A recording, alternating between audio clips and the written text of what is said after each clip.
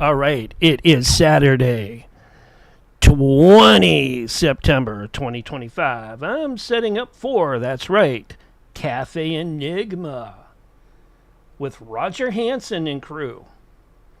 So sit back, relax while I, excuse me, while I take and set up the show and ring-a-ling the group.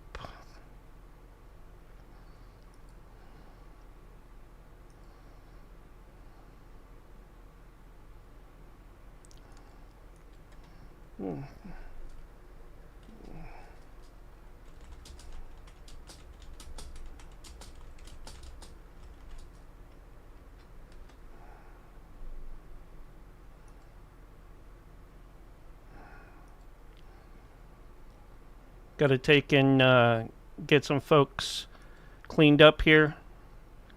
Let's take and hope everybody out there is having a great day, a great weekend. Appreciate each and every one of you. So just hold on here. I'm trying to do some cleanup so I can ring this group and get people in here.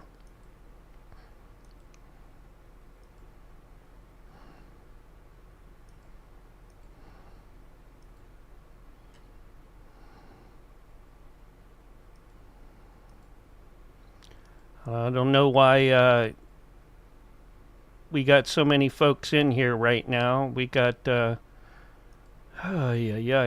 Roger went crazy with adding folks into the group. I can't, we can only have 10 in the group, Roger. So if you're out there, we are streaming. And we are getting out. Ay, ay, ay, ay, ay. Roger, Roger, Roger, what am I going to do with you? I don't have the paid, so I can't do a great big huge group like you want me to. So I don't know how they got in here, Roger. You got to tell me that. I don't think Jaffe's coming in either. So yeah, we got so many folks in this room that it's nuts. I did not add these folks in to the group. So yeah. Now let me go down through. Yeah, Dave Kill. So let's see if I can ring the group now. Yeah, kinda. Yeah, you can't have like 30 folks in the group. Waiting for the others to join. People. Roger, Nancy, Raph, David. Who? Jason, Nancy, Jiva. Roger, how did all these folks get in here?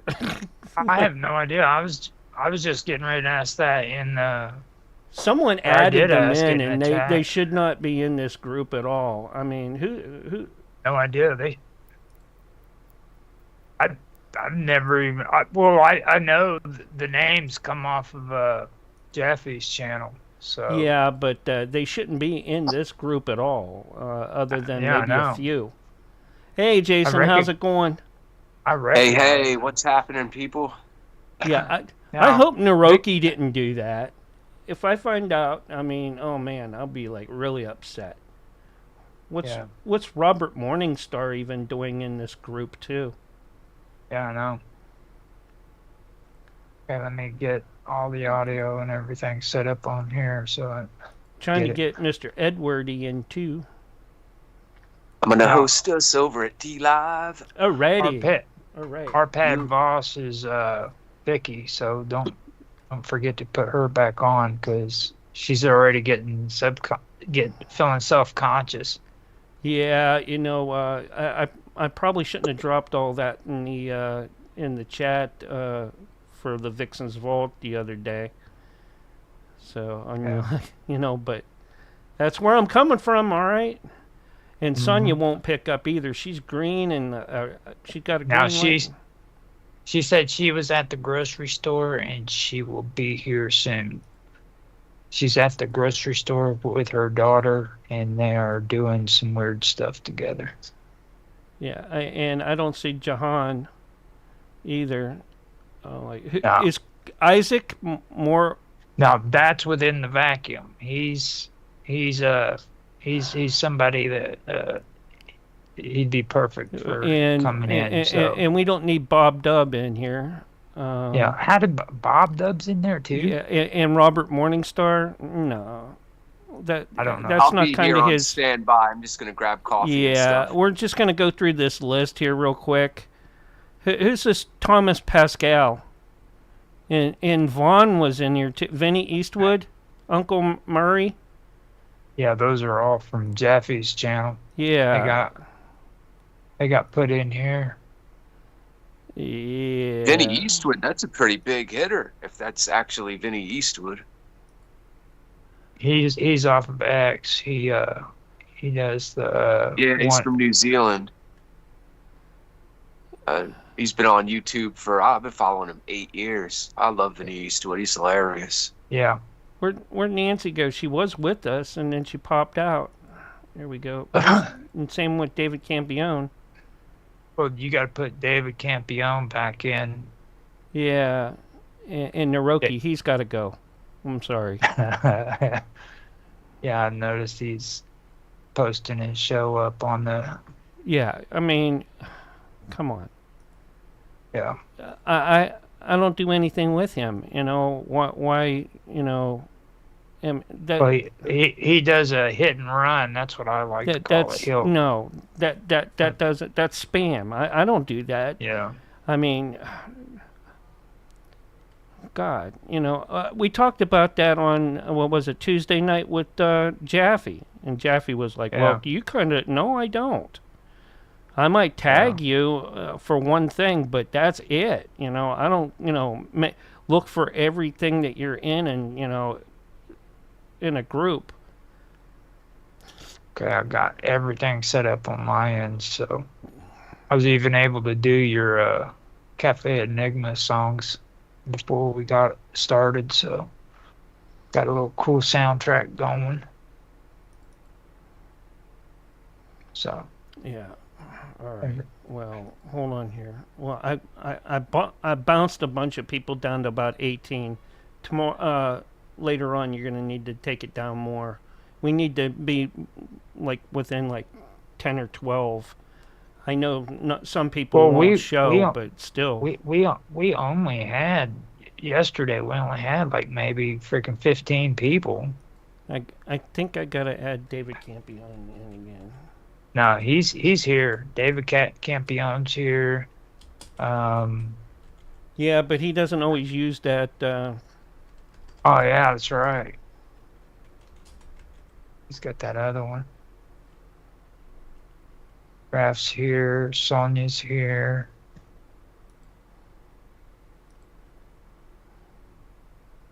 Yeah, I think that's what happened was who's Alan Moosdale? I have no idea. But anyways, let me fix my OBS and take the opening banner down.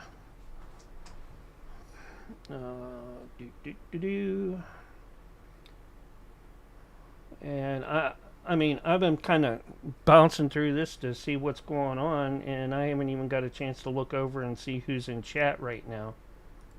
Mm-hmm.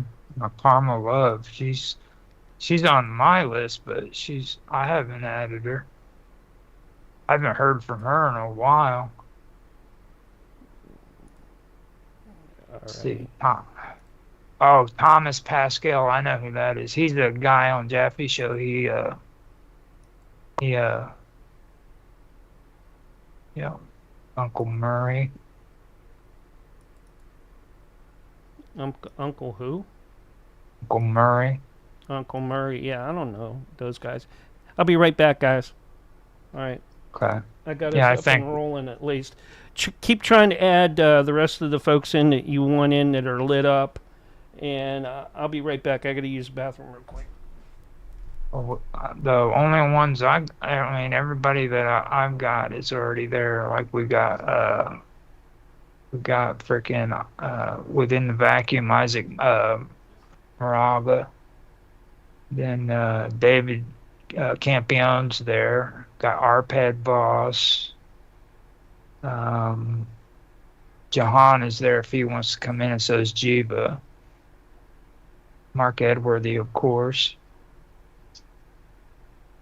You're still there, aren't you? MC? Yeah, there he is. Yes, sir. Yep. Oh, okay. So yeah, it looks like everybody that I know of is here. Even Raf's on here, so. I don't know if Nancy and Raf can make it tonight, or all the time, but. Oh, it's fine. It's fine. Because, like, a lot of this, being honest, this is going to be freaking Sonia's. There's Mark, Nancy. This is going to be. This is going to be right down. I thought I just got rid of Naroki. And how did he get back on here? Naroki's not on there, dude. Yeah, I see him right here on my participant join list. He's not in the list. Yeah, he is on my participant list. People here says 14. And it still shows. Hey, Vicky, how you doing? Hey, I'm doing well. How are you? We want to try to get Jiva in, or? Well, Jiva, he if he's coming in, he'll just come in. But like, okay. He's a busy man. he spends most of his day developing video games. How about Jahan? Now Jahan, that's Sonya's buddy. He might come in. I don't know for sure. I okay. Well, Nancy just dropped off again. Let me try to get. Oh, damn it. Okay. What's happening? We're having to reorganize. Apparently, a lot of people that was on Jaffe's group ended up getting put into this one. Oh, okay. So Yeah, you know, I don't, that's up to you if you want to have them, but we're not. no, dude, that's we're- like We're not going to talk, politics or goofy stuff. yeah. you Well, I know. mean that's. Well, I don't mean goofy stuff, but you know what I'm saying. I We're was not getting going to ready be to doing say, a show like what are you he talking does. about? We're going to talk a different kind of goofy stuff. Yeah, that There we oddball go. stuff. Yeah, the cool goofy stuff. Yeah. Are you talking I am. about what you said about the AI and the? Oh, this goes way better. This like the stuff you posted up earlier, dude. That was right on the nose. You're right on time with everything that I was talking. Yeah, well, and I didn't know anything about it, so then I looked on my Telegram, and lo and behold, there were those articles. I don't know. Yeah, you were right on. You were right on target. It's fascinating, isn't it? Yeah, it really is. So get rid of Isaac then, or keep him. No, that's within the vacuum. I'm hearing. Somebody's got. That's that damn Mark. Mark, turn your player off, buddy. Yeah, you got echo. Oh, no. Hey, Mark. Hey, Mark. There you go. Hey, how's it going, buddy? That should be better. Here, let me see if I can. Yeah, that should be better. Oh, Jason's there. Hi, people. Let me see if I can find him. Yeah, see if I can get him to come in. He should be able to come in.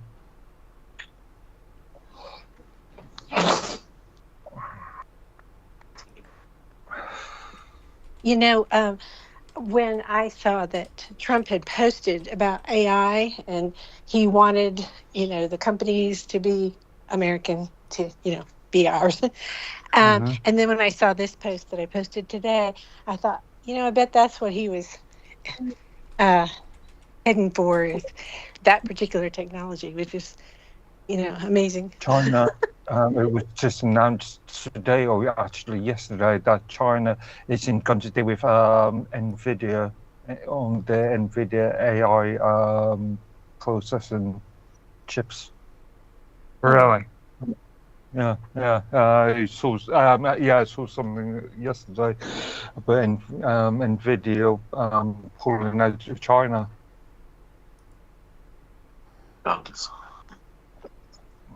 I am trying like crazy to get a hold of David Campione, but it's not letting me. I don't think it's letting And same me with either. Nancy. Let's see if I know Nancy's is that one, the one with the AI avatar on it. So Yeah.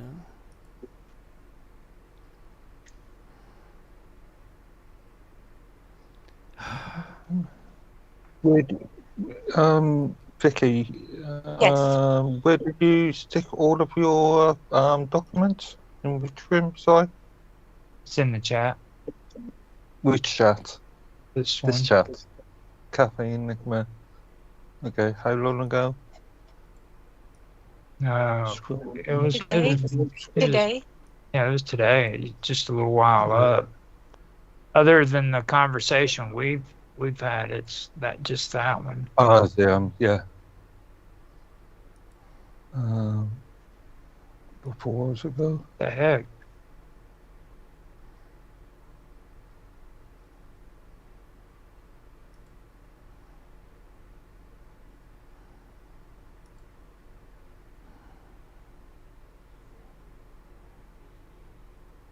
Nope. I'm it trying to won't get let- Telegram up now too, because it doesn't seem to be streaming over. I'm like, man, gonna get me upset here real quick.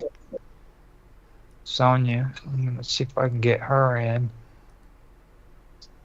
It says she's away, but you never know. It's No, I have her green here. see that's weird. All It's a right. Microsoft product, would you expect? Yep, there you go. Anyways, you know, we got about maybe 5 or 6 more minutes on this, and then I'll call it back, and we'll try to get everybody back here and rolling again. You know,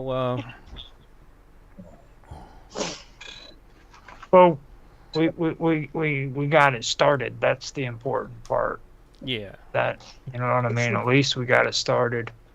And this week we're going to do it the same way, right? Where you play the audio clip and then we just brainstorm while it's playing. Yeah, kind of. But let me Okay. see something here. All right, I'm gonna see if you can hear this.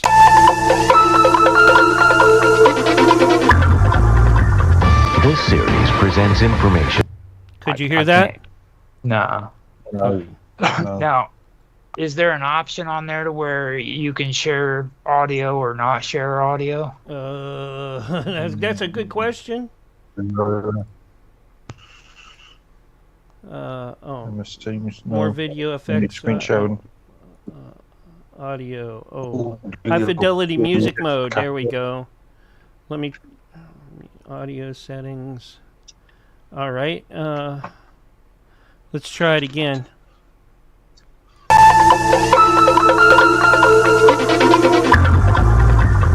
This series presents. Could you hear any of that? Absolutely nothing. Block. Nope. I guess it's because I'm using a different. Well, I have to play this through my broadcaster so it picks up that it's a file. Okay, so yeah, audio caption for OBS. Roger, that's your. Well, you're more no. experienced The in that, so OBS, the OBS will be fine. All right, they'll hear it over on OBS, but you guys won't hear it. Yeah. Through the Teams, I guess. I don't know. I'm like, Yeah. all right, well, yeah, but all stupid audio capturing Windows doesn't handle audio all that well. yeah. Anyways, I don't like really hearing the file anyways because I've heard them so many times. So, like, Fair enough. so what probably be a good idea is, you know, when we're playing, when we go to the file and that, if you mute, all right, then you could listen to the file play and like right before Roger starts to talk at the very end, then switch, unmute and turn that player off. Oh, go to Rumble or go to one of Now, these sites. I can put the video on or the audio on the streams and stuff. It'll be the same like right here, where it'll be just we can have a brain. You're not going to sync like with that, me though. Actually, I like the fact that we were brainstorming. Yeah, but over you're not going to the be top. able to sync it with the file that I have on the radio because of the delays. Well, we don't But- care about your but- radio show. but- we but- love but the you- we love the good stuff. Like the conversation we were having while you were in there doing your radio stuff was awesome, dude. And I got all that Let's for just do behind the that then. scenes. Hi, Sonia. Hello, how is everyone? You should have heard the conversation. Too bad you were concentrating on the radio stuff. You know what I mean? Because it was good. It really was good. Last week we had a great time, dude. But you had to focus. Fantastico. Fantastic. Oh, yeah. Now- Right. Now, Sonia, Yeah, yeah. you're the brainchild of this. Oh no, dude, you can't do that shit, bro. Yes, Come on. dude, Yeah, because this is about psychic stuff and mixed in with that. And, I won't talk about she's that got crap. The whole, She's got the whole freaking discussion, dude. She tried to force No, me to I watch all don't. of it. I don't have it, Roger. I'll fucking try, okay? But Hey, I'll probably be retarded. we got to stop that right now because we can't have that. No cuss words. Yeah. Now, No now, just like last week, what it is, before we open it up to the panel, I'm going to hand it over to you and let you give your take of it. Okay. All right.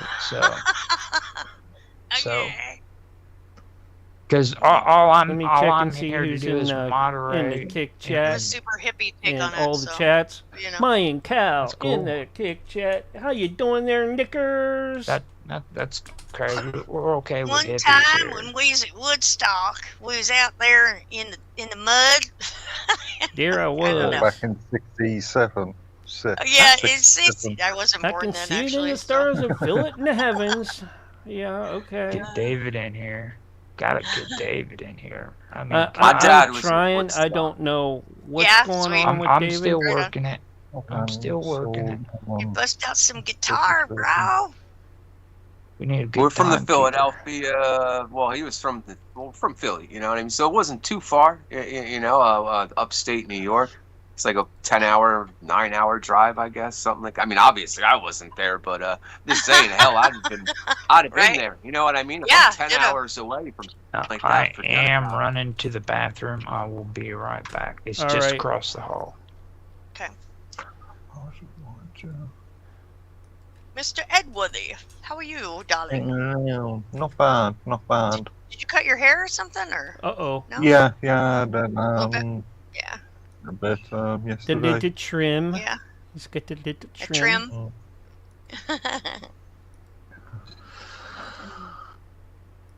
Right on. You can't let go of those locks, though. They're fantastical. Indeed. Indeed. Indeed, brother. What's up, Mark? We'll say Jack. What about me? I can say your name when No, you're you not can't. around. I get too nervous, I guess. Like, oh my God, he's gonna judge me how I'm saying it. I gotta make sure I say it right, and then I say it wrong. What's? Nope. Never mind. Well, Jason, let's say Jack. Nope. Whoa, Jack. Whoa, Zach. Nope. Wotashik. There you go. Closer. Oh, Yeah. sweet. I got it. Right on. I don't know why it does that, man. So, Okay, I'm back. I had to go do the little boys' room thing, Right. So You came back so quick. I know you didn't wash your hands. Go back and wash your hands. You little freak. well, All right. I You're a mean, freak. I kind of, Roger, you're a freak. Yeah. I kind of wash my hands. if What? you- Oh, so you Kinda. spit on them, rubbed them together, and then wiped them on your pants? you wash 'em with No. That It don't really count. wasn't spit. I paid on him. She said it. I didn't. She said. TMI. He just- TMI. He just spit on his old. Boy, oh Damn boy, we hands. know how to party up around right. here. I'm around in here. That's right. Okay, Mhm. so. Good night, So, yeah. man. So is this just plant consciousness, or is it all? I mean, give me a little bit of a general thing here. Okay, I know you got some notes in here. Yeah. Okay, Do, you know- do plants you feel know all this- pain and emotions and things like that? And there's been some You studies can't. about plants having emotion and the ability she to pick up knows that everything kind of crap. about it. She everything I that know a she little bit. Yeah. no that whole that whole thing that you wanted me to Yeah. watch We with watched. you. Uh-huh. That is exactly what this is about. Except for this is an older video that is about all of that. Okay, but everything you were talking about, or that Right, with that Pops. one dude, Baxter, the Baxter guy. yeah, Baxter. All of that is there, and it's right there. who I found out was ex-CIA. I didn't know that till we watched that video, Who? even though I've seen it like 50 times. I was right about to say, never trust someone named Baxter. No offense. Baxter. Yeah, this is last name Cleve. Who's named Cleve? Cleve- I've never Cleve met anybody Baxter. named Cleve before. It's a weird name, Oh but there you man. have it. I'm gonna wait another Just getting minute, and then I'll take and ring-a-ling-a-ling the group. Was that his name? Baxter Cleve? It was Cleve Baxter. Cleve Baxter. Cleve Mhm. Baxter. Wow, it don't get any more weird than that. Cleve Yeah. It is quite odd. Yeah, Baxter. for sure. And it's spelled without an X. It's like Backter. Oh, you got it. Okay, Or- there you go. That just doesn't get any more weird. STR. Baxter, but without an X. Yeah, without even The an only X. Baxter, Yeah. the only Baxter I remember was one of the evil people, the bad guys from the Teenage Mutant Ninja Turtles in the late '80s. His name was Baxter. He was a half. It's like a mutant fly, half something or another, half fly, like kind of like the Fly, but not, but Baxter. Yeah, wasn't too good of a Busted out villain. the Teenage Mutant Ninja Turtles and stuff. Yeah, Yeah, bro. Baxter. That's awesome. That's a brand All of right, tin, guys and gals, soup I in am this going to circle. hang this Yeah. one up, and then I'll call you right back. Alrighty? Okay.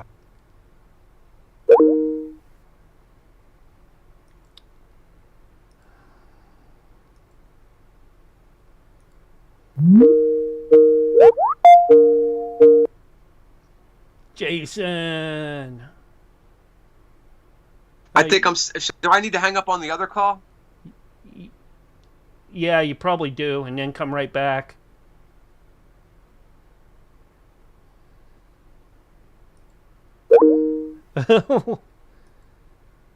Let's try this again, folks.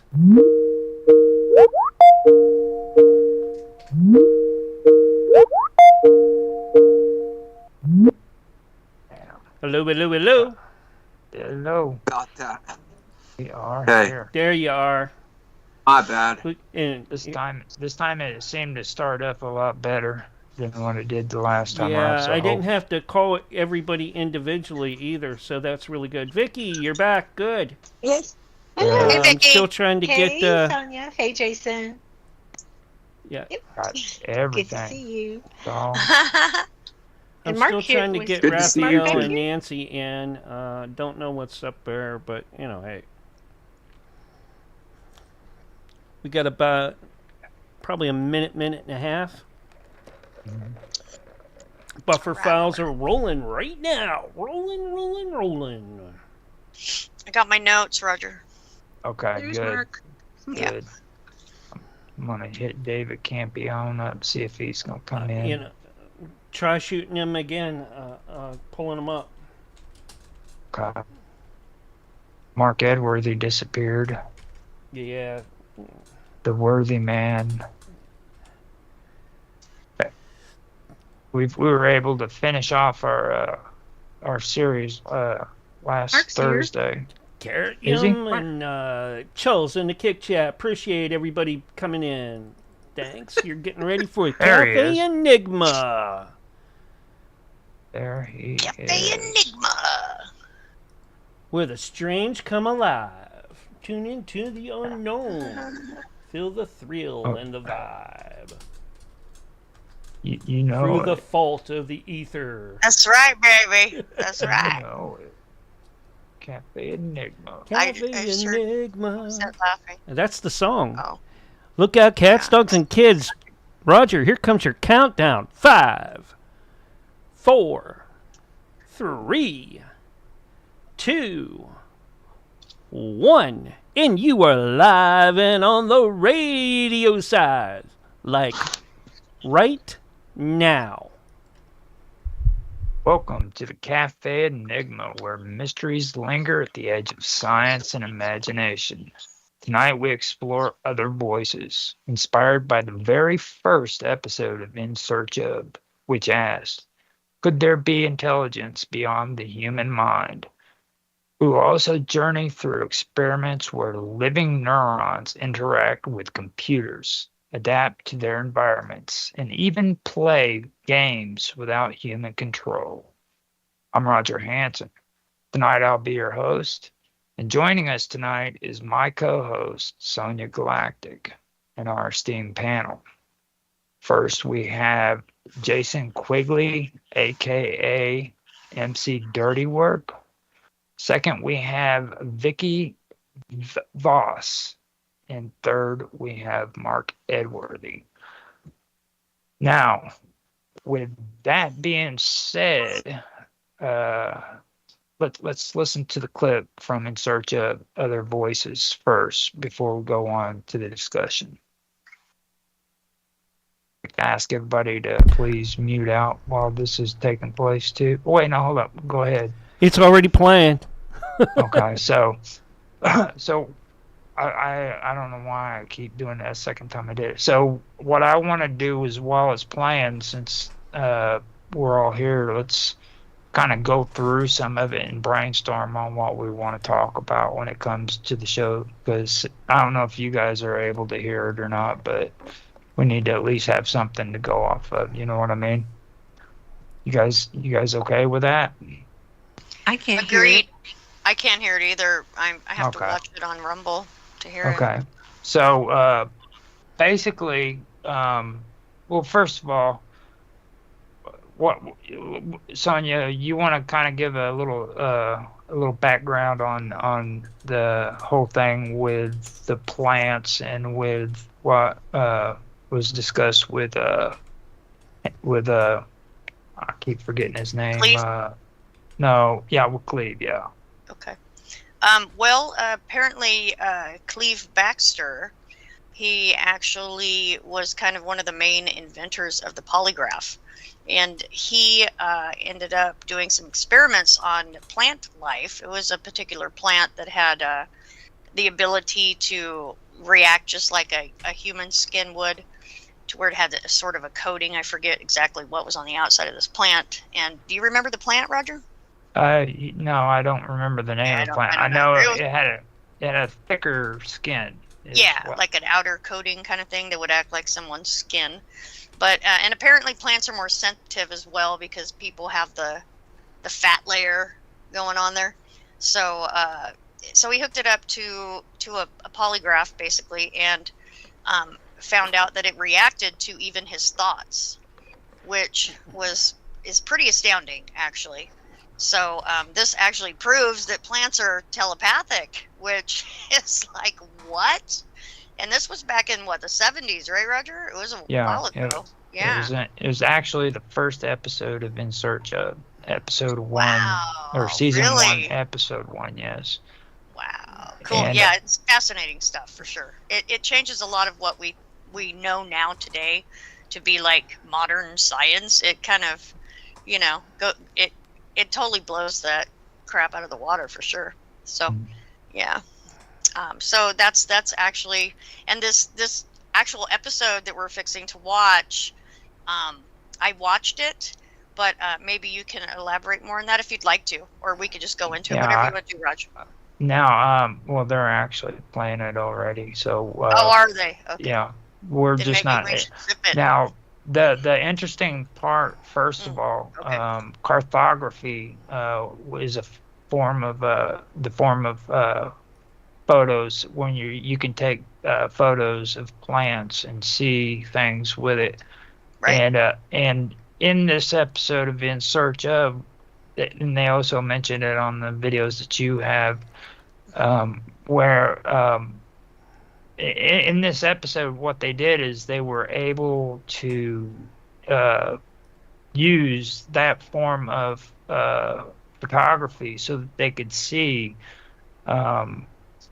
images that came from the plant as they would do things like take a match and light it. And when they lit it up, it actually created energy around where the plant would be in the photography. Okay. Then here on In Search Of, they also had another instance where when they took and they had a leaf that came off of the plant, they would scratch it and they would get a negative response from it. Then they would have a person who they determined was a green thumb go in and just run his hand over the top of it, and they seen that it had a better response with a person who was really good with plant life and stuff of that nature. So they did research like that, and then Baxter turned around and he also took and he did it with just bacteria. He Yep. he And the put bacteria had a reaction to, well, Right. the plant had a reaction to the bacteria dying, which is, you know, that band Screaming Trees. It reminds me of that whole thing. right. And what he did in this one with In Search Of is he took and he put what do they call it, antibacteria, and anti something. You might know, Vicky, what I'm talking about. Anti something. Well, anyhow, it killed off the bacteria. Antibacterial, you mean antibiotics? Antibiotics, yeah. And it killed off the bacteria. So he turned around and he took another tube and he filled it up with yogurt. He did it in yogurt. That's one thing I should say. He did it in yogurt. He put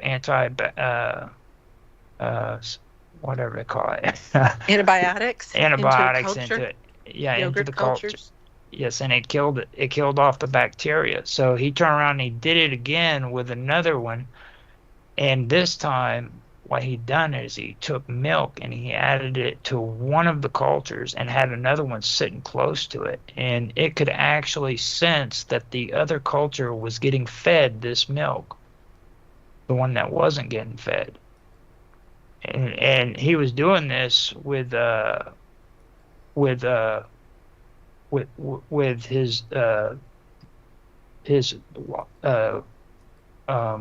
lie detector, I guess it would be, that he had hooked up to it. He could actually detect all of this by using that, and I thought that was pretty interesting. So that's basically the gist of all the good stuff that I thought of. So if you guys want to kind of get into that first and see what we can come up with, what do you guys think about all that? So the lie detector apparatus is connected to the plant, and the plant is jiving back and forth with the culture and these antibiotics killing the bacteria. That's how it's being read?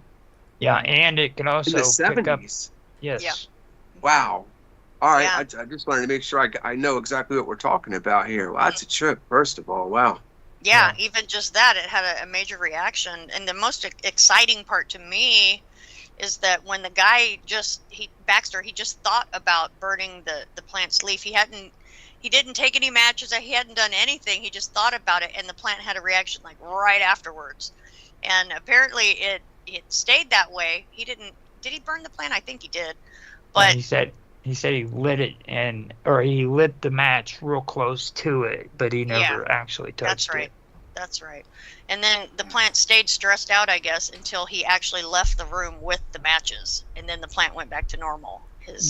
And then he also had a lab assistant that would come in, and they would prick her finger, to show, there was discomfort or pain, and the plant reacted to that too. Yeah. Yes. Yeah. And the eggs, there was one about eggs in the refrigerator. Like, as soon as the eggs started cooking in the pan, then the plant also had a reaction to that. So basically, any living form around a plant, it senses that sort of thing. It's fascinating.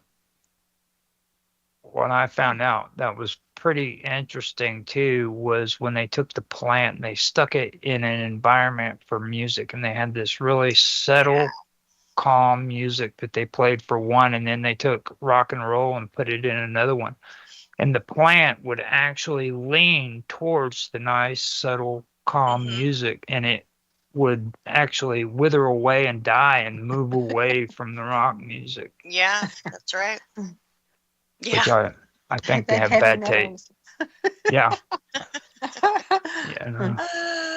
My Heavy favorite metal band is I guess Megadeth. I guess they Yeah, were heavy metal kills. checking the wrong kind of plant.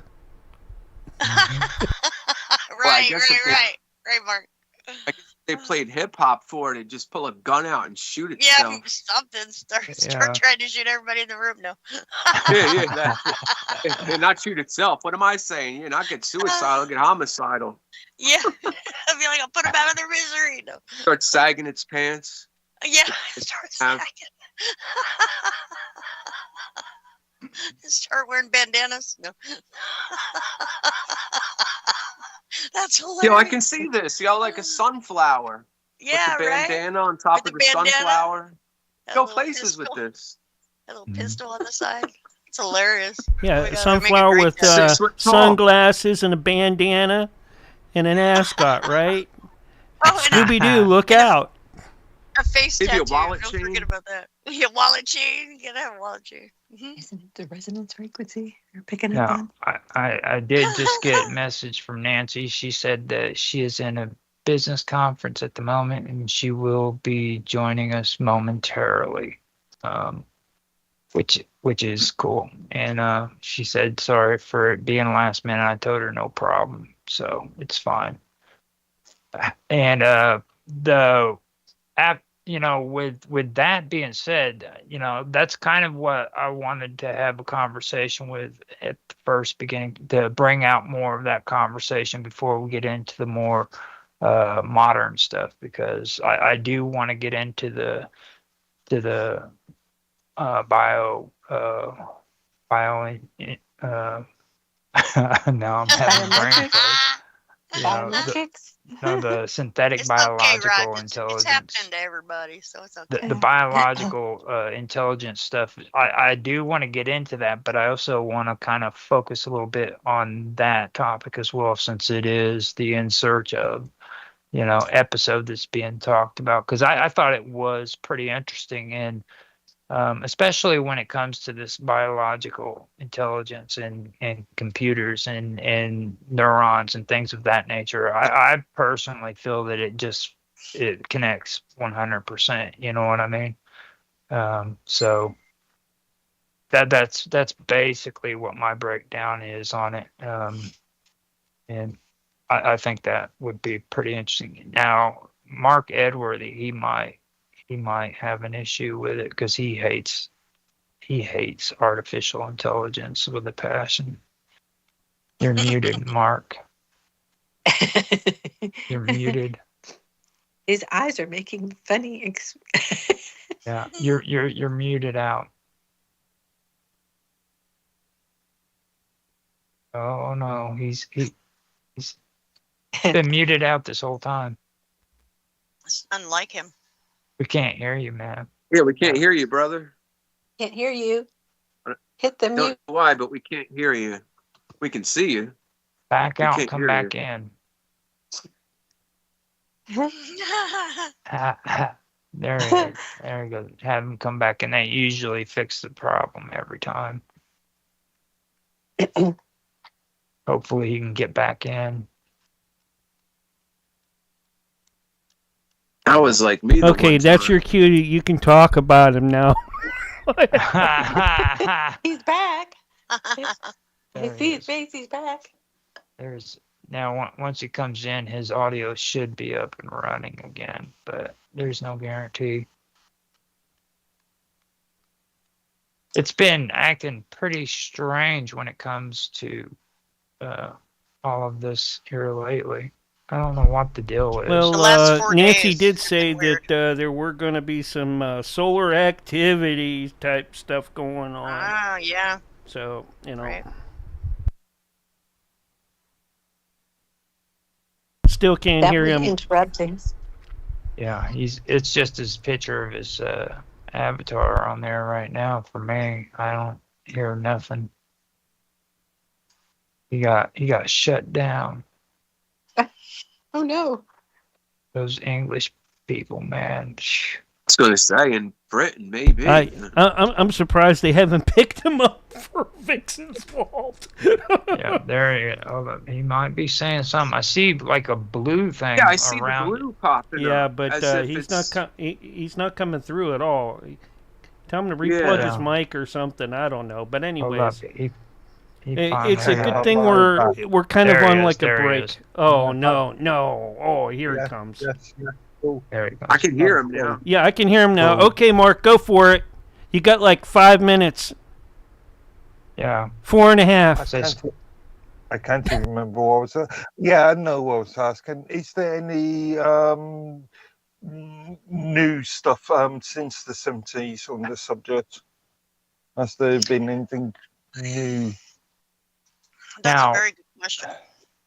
Now, the things that I have found about it, it comes down to when they were the whole research that they were doing when it came to growing neurons in the what do they call it? The brain. I've had it earlier, but dish brain project that they had, where they had taken neurons and they had put them in a dish, and they were literally training neurons how to play a video game. They were playing ping pong. Me and Sonia's actually had an episode about this, and I don't know for sure if Mark was there or not, but no, it was just me and her with Mr. Robot and a few others. And we were talking about this, where they would teach it consequences and rewards when playing this game. If they made the right move, then they would be rewarded with it, and if they made the wrong moves, there would be consequences to pay. So I'd love to know what the reward was. I would too. I was just saying, I'd love to know what the reward was for a little paramecium or whatever it was. Can't be a hit of dopamine, that's for sure. Yeah, right? Not for something that small. Yeah. I'm What, so what curious was the what the reward? reward was. now I actually had the information in one of my talking notes. I could pull them up, but Mark doesn't want me to talk very much whenever the show comes on. But I can tell you that the neurons were rewarded for their actions. Now, me and Sonia were joking around about the consequences. You know what I'm saying? Where if they didn't make the right moves, they weren't rewards. They didn't say consequences, but that's basically what I said. So, I mean, Yeah. Like the typical Pavlov thing. Yeah. Mhm. So they got that. That's actually a pretty good thing to talk about. Like, Mhm. I could probably pull that up and maybe bring it up in the thing if you guys want me to. So Sure, absolutely. Mark, where is the video at? Because I'm not seeing it on Beam or I'm not doing the video. You know. Oh, okay. I was I I'm thought- playing an audio clip on the radio Okay. side, and Oh, okay. you won't hear it on the on any of the video side at okay, all. Okay. All right. Thank you for that clarification. Yeah, we got about 4 minutes, and then we're back. okay. Yeah, Why not? it's I'll be right back, you guys.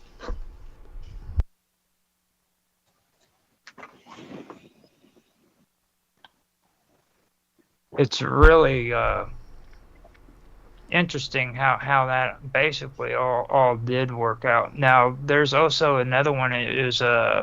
There's another research. There's some more research that took place, and it was concerning cortical labs.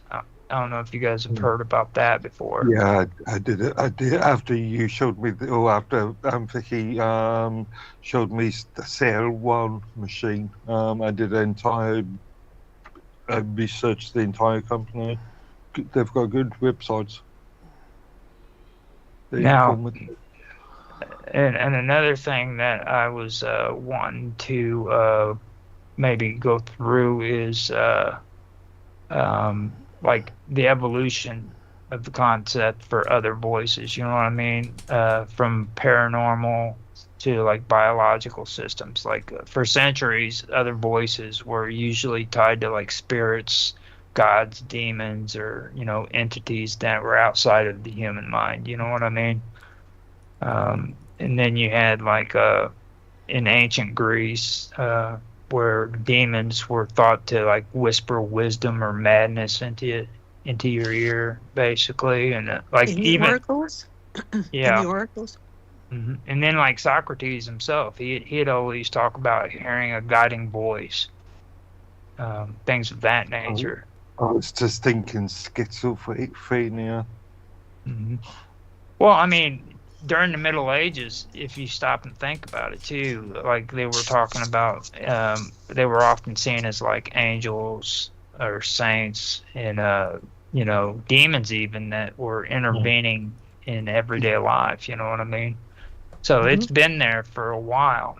And then that's not even talking about like spiritualism in the 19th century when it comes to like seances and mediums and like cable wrappings, you know what I mean? Which basically, it basically reframed all of that to like voices that were supposed to be like messages from the dead. That's something that I think's important to kind of bring up to kind of talk about that, and because it's interesting how the ending of In Search Of talks about it. It's like when you're say when you're asleep, okay, and you hear something in your head that says something happened to a friend of yours, and you wake up and lo and behold, something did happen to him. Okay, 30 seconds, Roger. Okay. What it implies is maybe the plants were sending you a signal and telling you subconsciously, which I found that kind of interesting. So. For sure.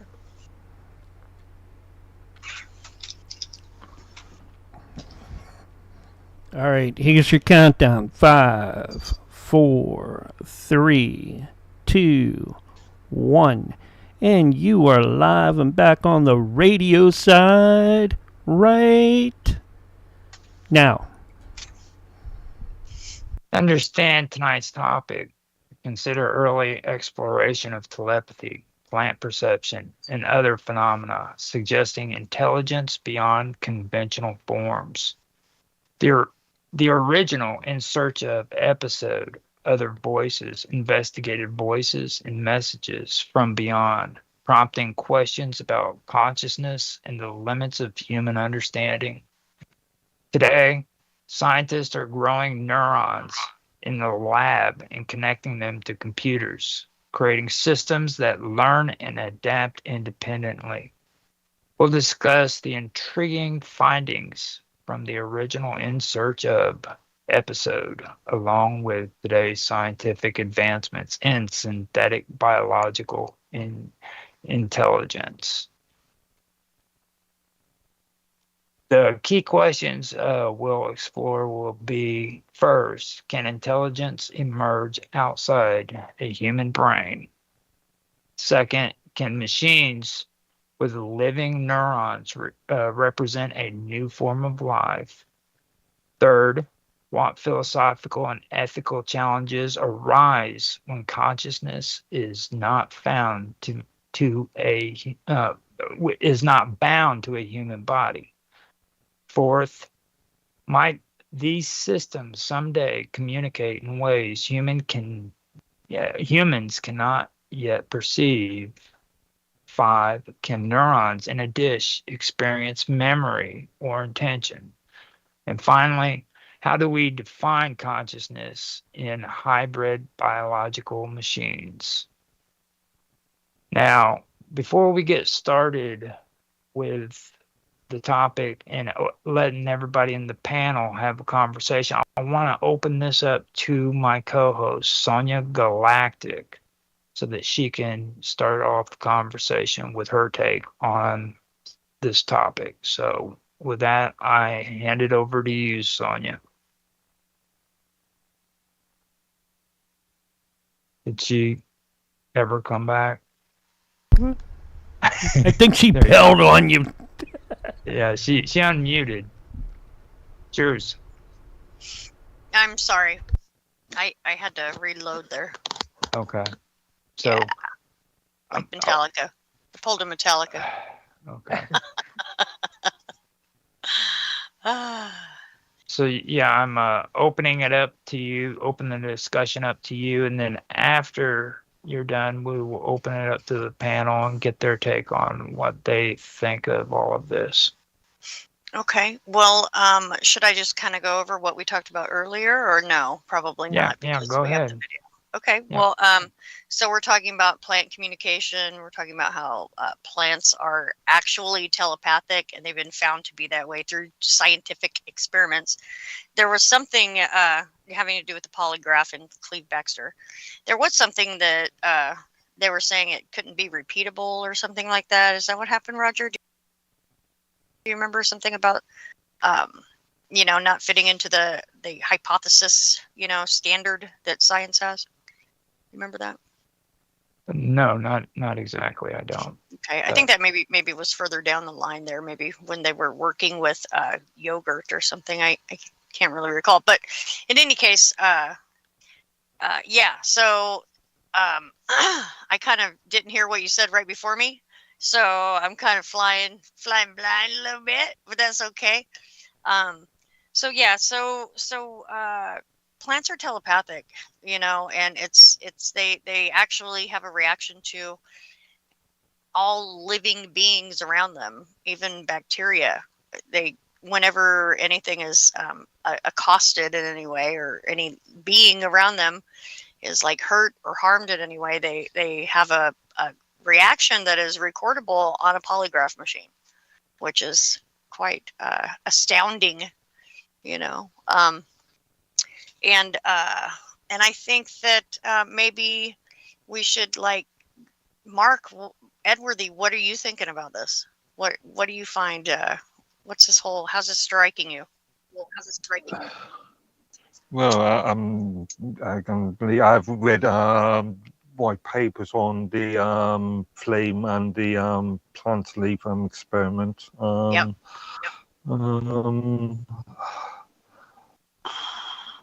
And there's a old British sort of saying about talking to the trees, and sort of Victorian saying, yeah, I can believe, I can believe it's possible.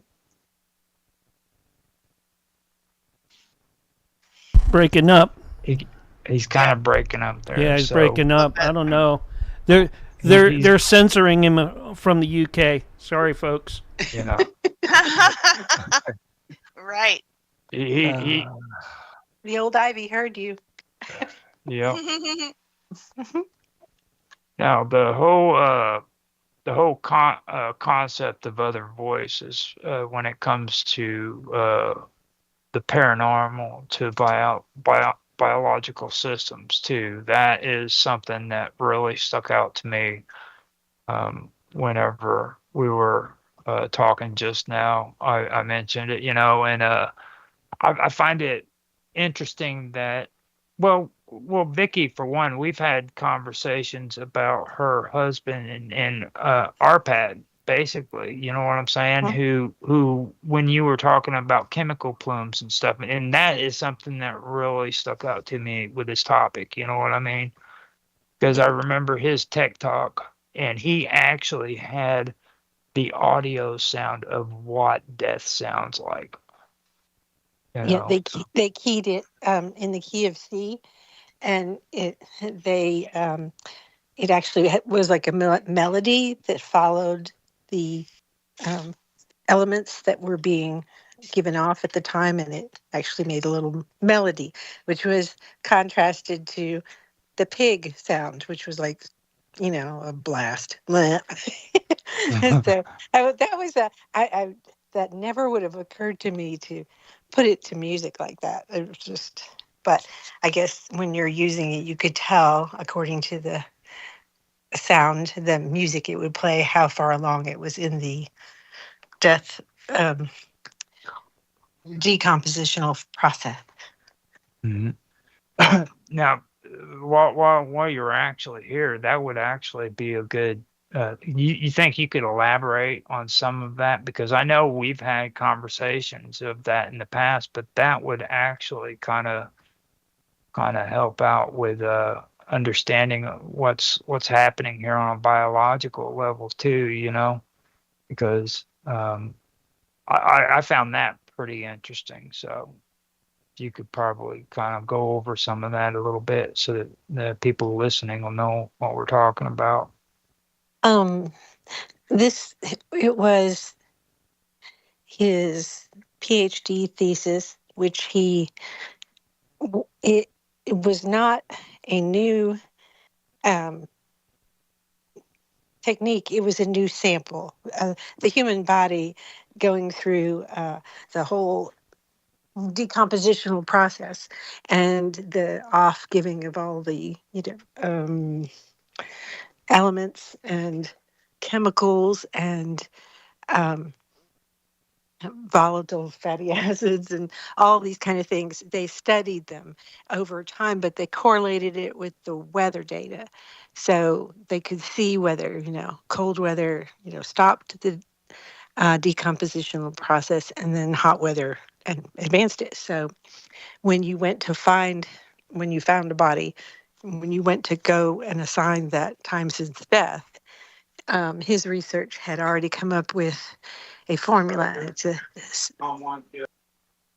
seventh order differential calculus that was the formula that you could put in, and also with the weather data that you could plug into the formula, and then it would tell you the final number would be the number of the dates, is it that window of time the person died.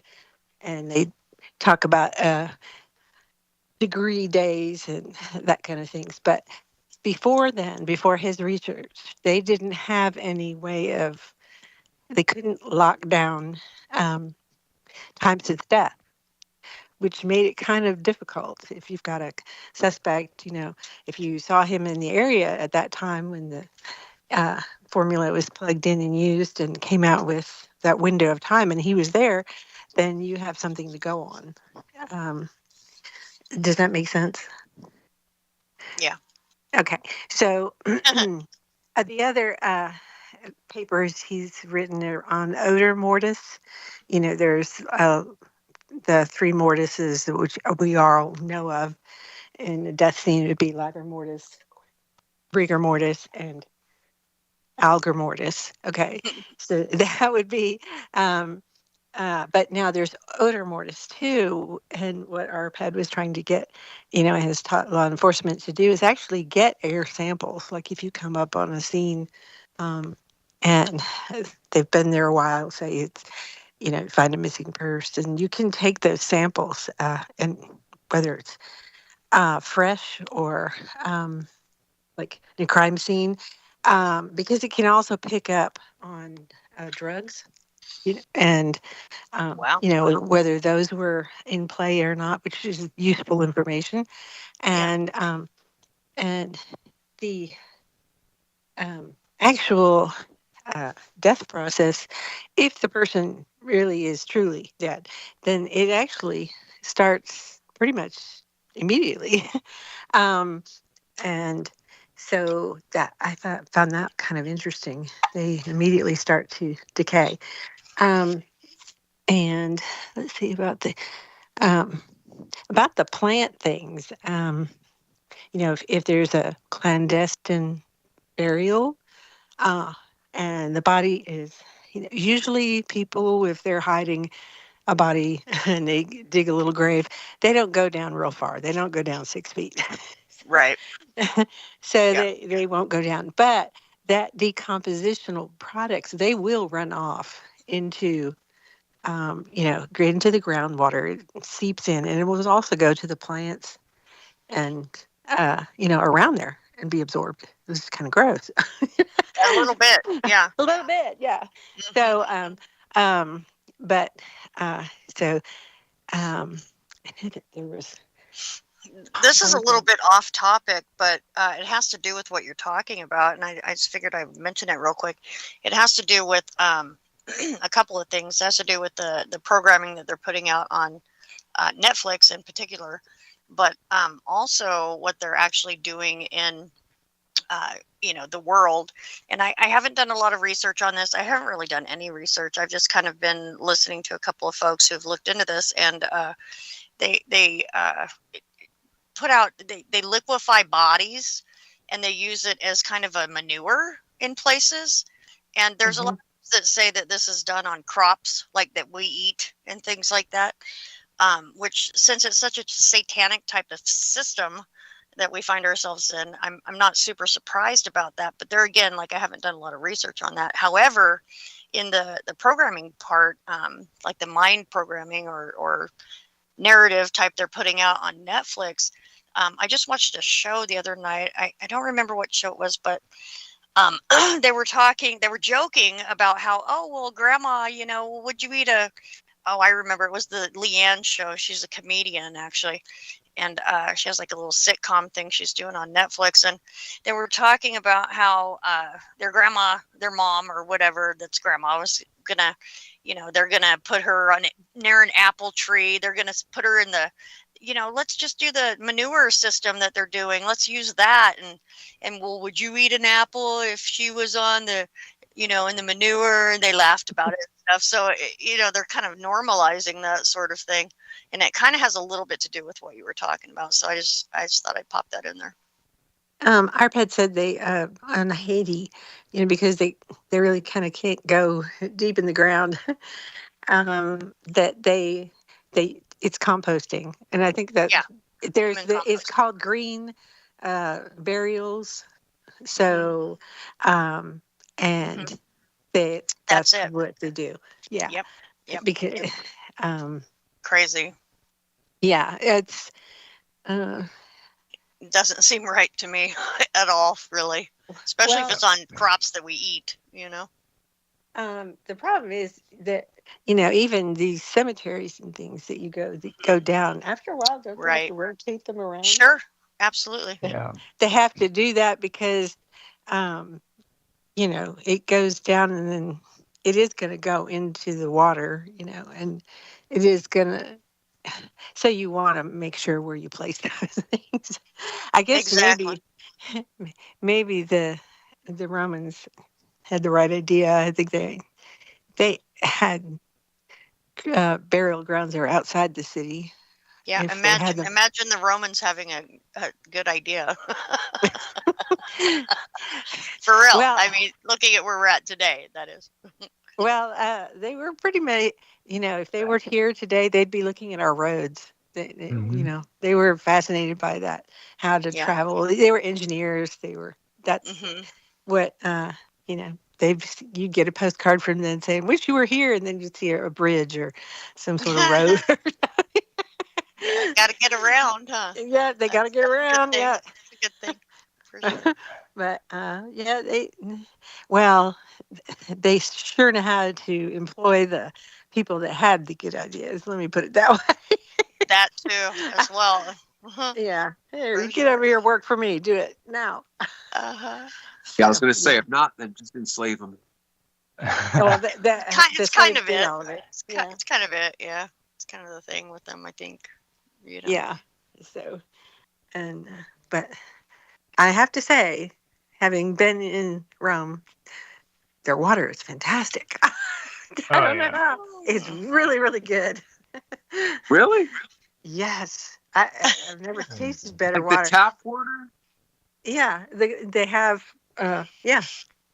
Oh, Well, wow. and it's water like you can get at like water fountains outside and everything. It's fantastic. It's really good water. Tastes wonderful. I don't understand it. Maybe it's like that everywhere. Just our water's horrible. Yeah. Possibly. Well, they probably don't add fluoride. It's always special. European It would be interesting to look into that. Sorry, Mark. Go ahead. Now, No, I was just saying European water is always better quality than the US state waters. Right. Tap water. Of course. that is. Of course. now before we continue, I do want to admit that we were able to get within the vacuum in, and I'd like to welcome you into the panel and Yes. say Welcome, thank you Isaac. for showing up. Hey, what's up? Thank you for having me. Okay. Yes. Very happy to see you here. Thanks. So It's always- Jiva also came into the chat room. He said he got a notice that the show was starting, but he is already a sleepy boy. So he's going to skip out. And thank you for stopping in and confirming with us. Yes. Thanks, Jiva. He's awesome. Yeah. Now, have you been able to keep up with the talking points and everything that we're talking about within? Well, until certain point, but no, I don't have the whole picture. But go on. I'll try to keep up. Yeah. Okay. So with that being said, I will go ahead and shut my mouth and let you guys keep talking. But I do want to say something to Vicky though. ARPED, the thing about that research that he did that amazed me wasn't only about that. It was, first of all, it was about the technology that they were developing, but second, it was about the chemical plumes too. You know, that was one thing that just blew my mind away about it. And Mr. Robot, I talked to him about it, and he didn't seem to get the whole concept of it, because like we have noses and we can smell stuff, but he didn't understand the implications of what was going on there in that research. You know what I mean? Like, body can be buried under the ground or down in the water, and they can detect it. It's pretty fascinating, actually. So I'm gonna shut up. What he has now is far better, but that one works off a different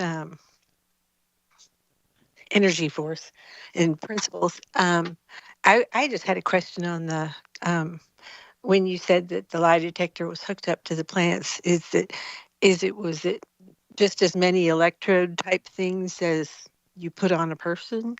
Because it does have many electrodes. Obviously, the energy they're measuring is electrical. They would use Correct? like That's I think was like 4 to 6, and Okay. for the smaller samples, like when he went back into doing like bacteria, it'd be only like 2. He put an electrode on one side of the cup or the petri jar, and another one on the other side, and he would pick up from this, all sorts of reactions from it. So Yeah. Apparently, the idea was that the people's skin, we have a fat layer over our skin pretty much everywhere for the most part.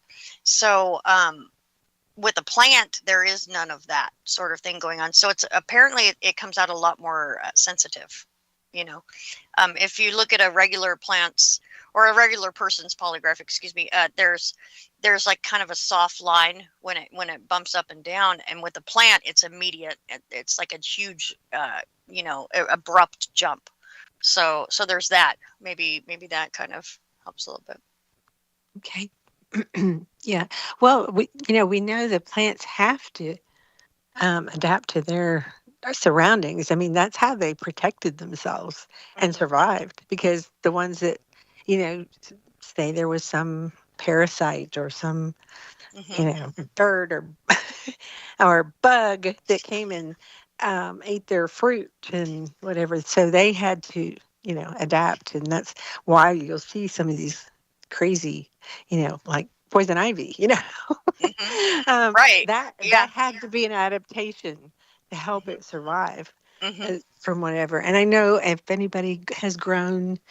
anyone grow grapes or like a vineyard, it just amazes me because that every year they get a different, pest that tries to attack their crops.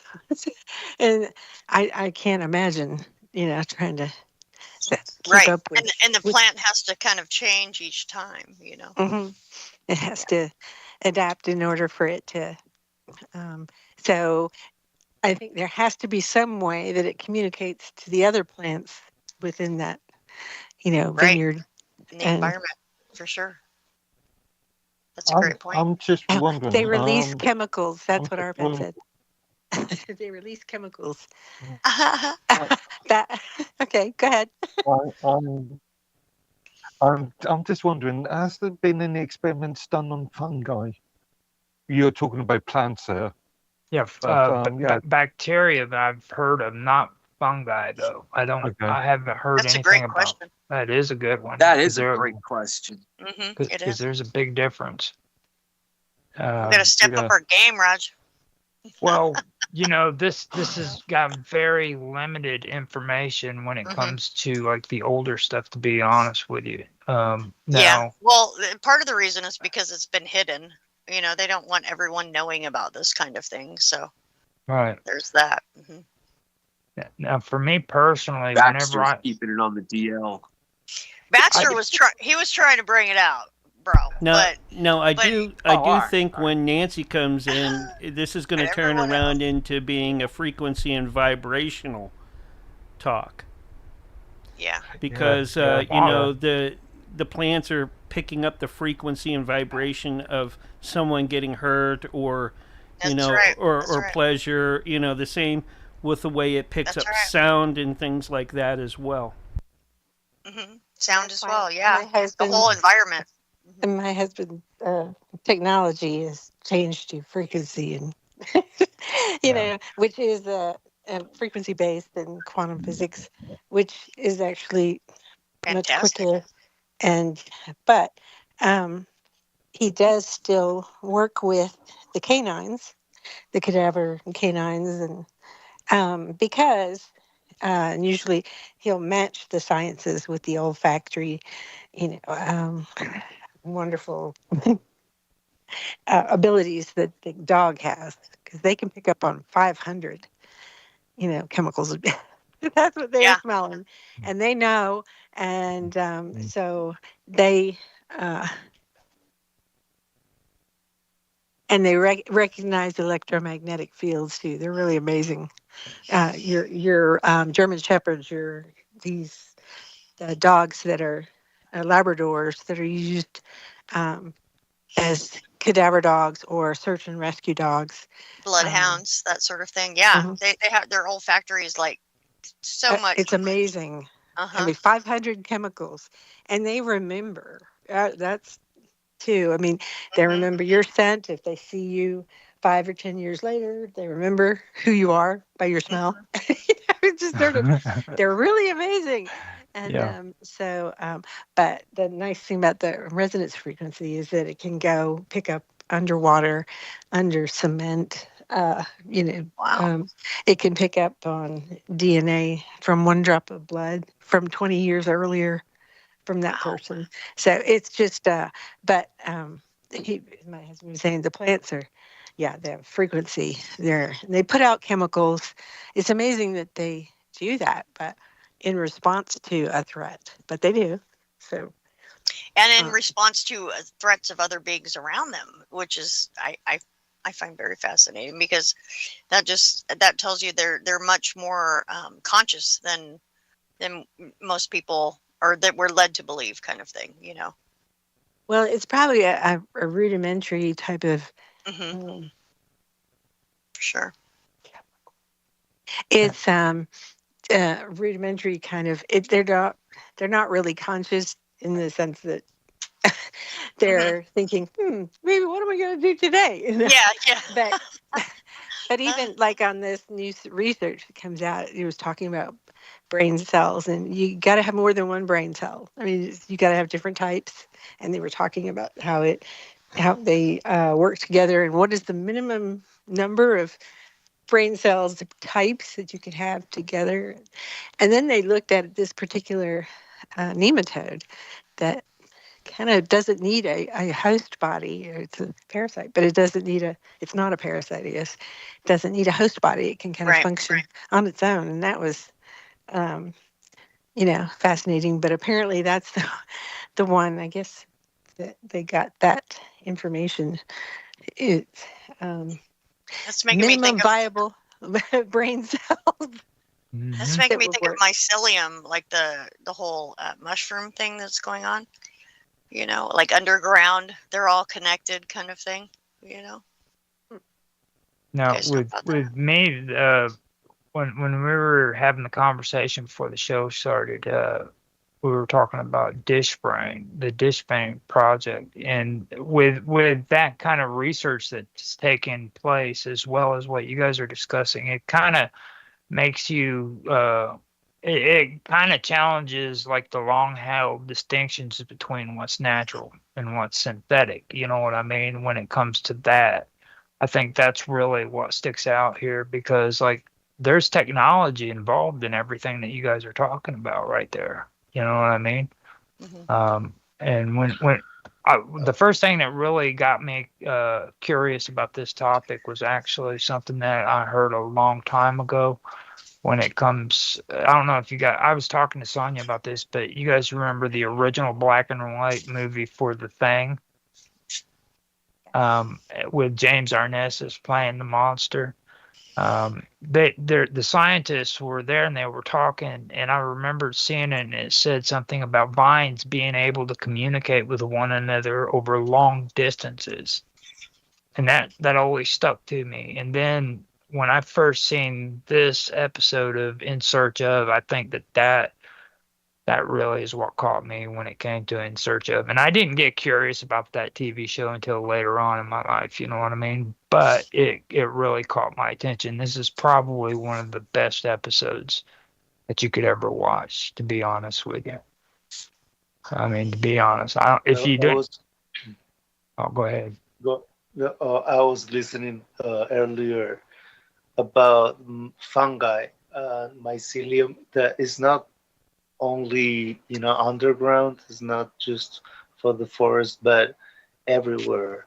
Like this world appeared to be a fungi world, and I that led me to think that maybe it's an interconnectivity of information so vast that includes us and the earth and everything in it, and we are just hallucinating in the middle of this super mind, Yeah.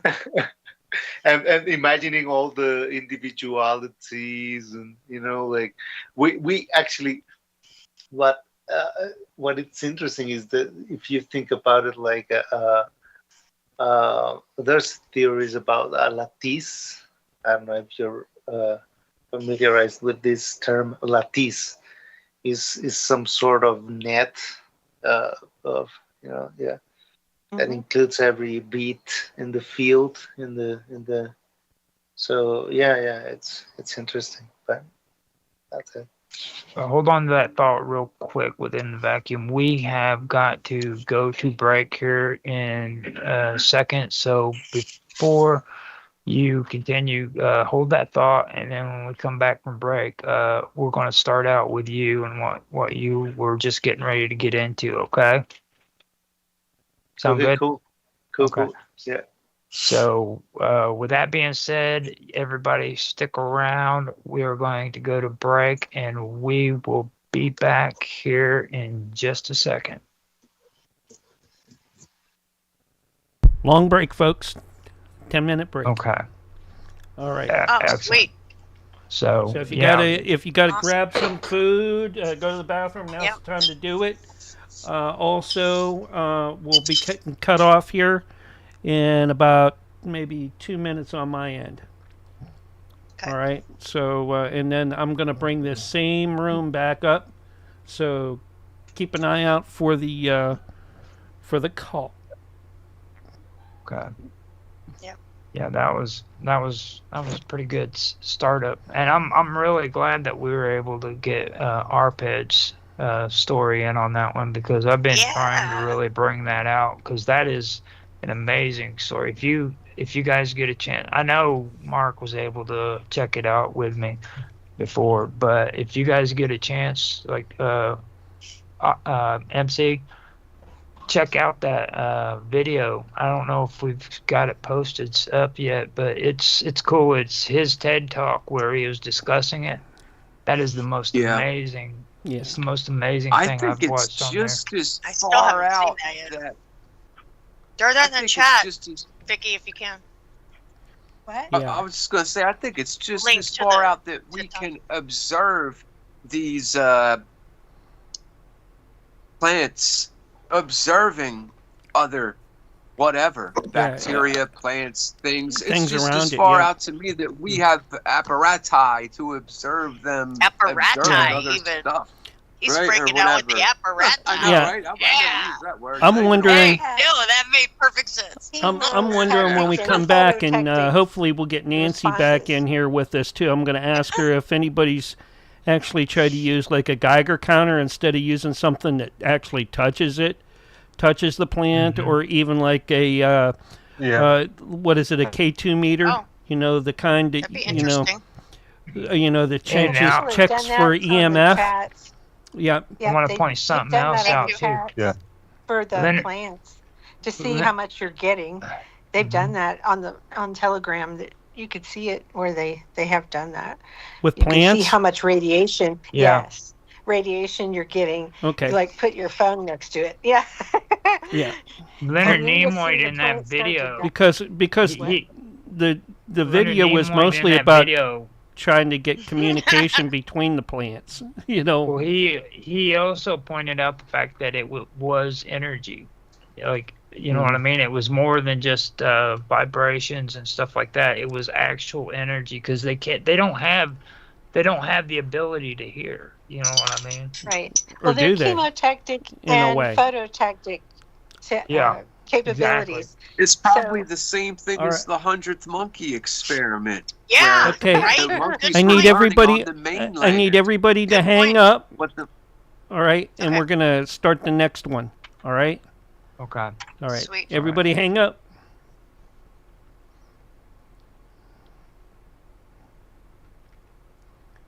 Isaac, you got to take in. There you go. All right, folks. I'm going to take and start this back up again. Now that phone is, get the phone ringing, and we're on break. So.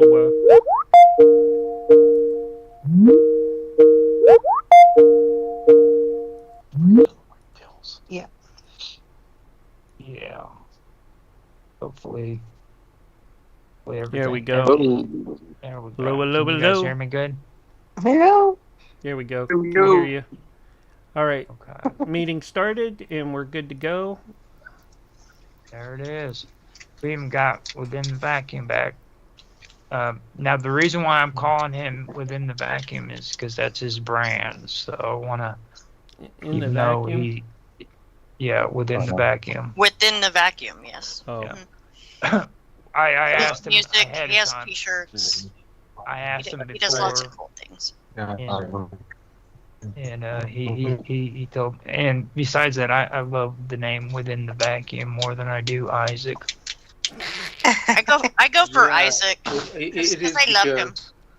You know what I'm saying? Like, that is the coolest freaking. Uh, That's the coolest internet is. name. It dude. is pretty cool. Seriously. Within the Vacuum. You know what I mean? Mhm. If I would have thought of that before I had my infamous OG 1973, I'd have named myself Within the Vacuum, dude. Right? But I don't know. I love Infamous though. Can you hear? Yeah. I'm Can still. you guys hear me?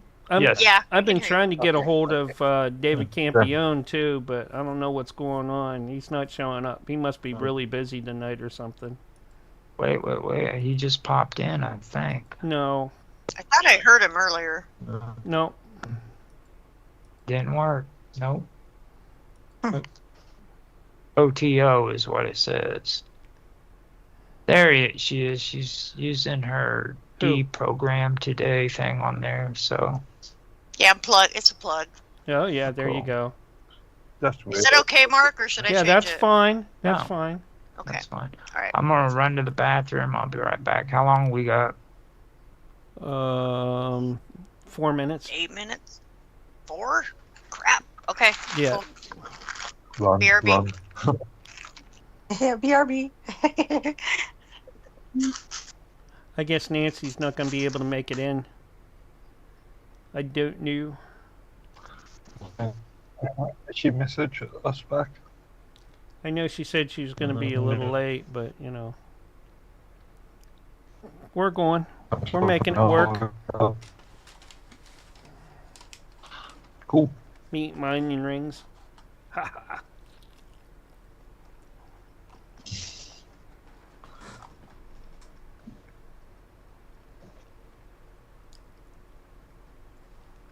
Maybe y'all don't want to see me eat. That's a good idea. There you go.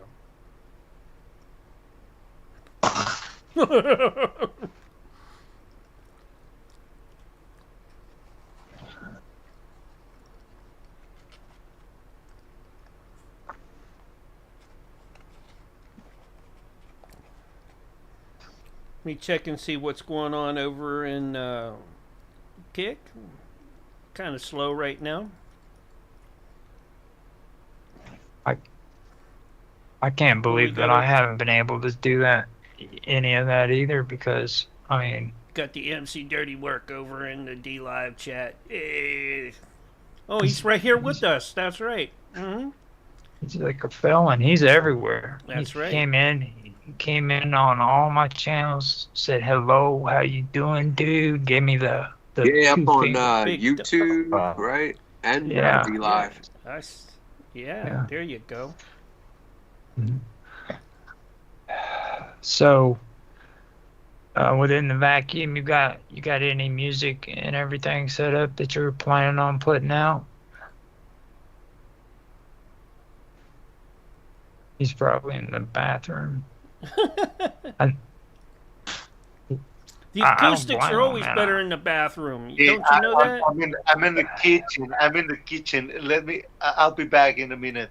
Okay. That's where I went to. I figured freaking that. I went straight to that. If I had enough time, I'd have smoked a cigarette too. You can never really predict what Isaac's going to do. Okay. It's kind of one of those things. Yeah. Now, He's an unpredictable guy. let me see here.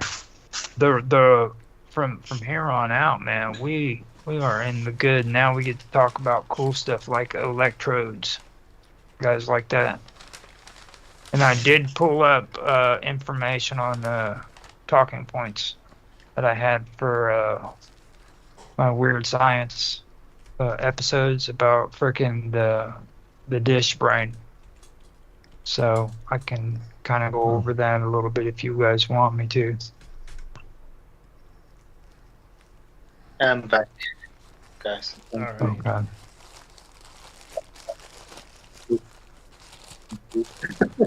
So basically, 30 seconds there, Roger. okay.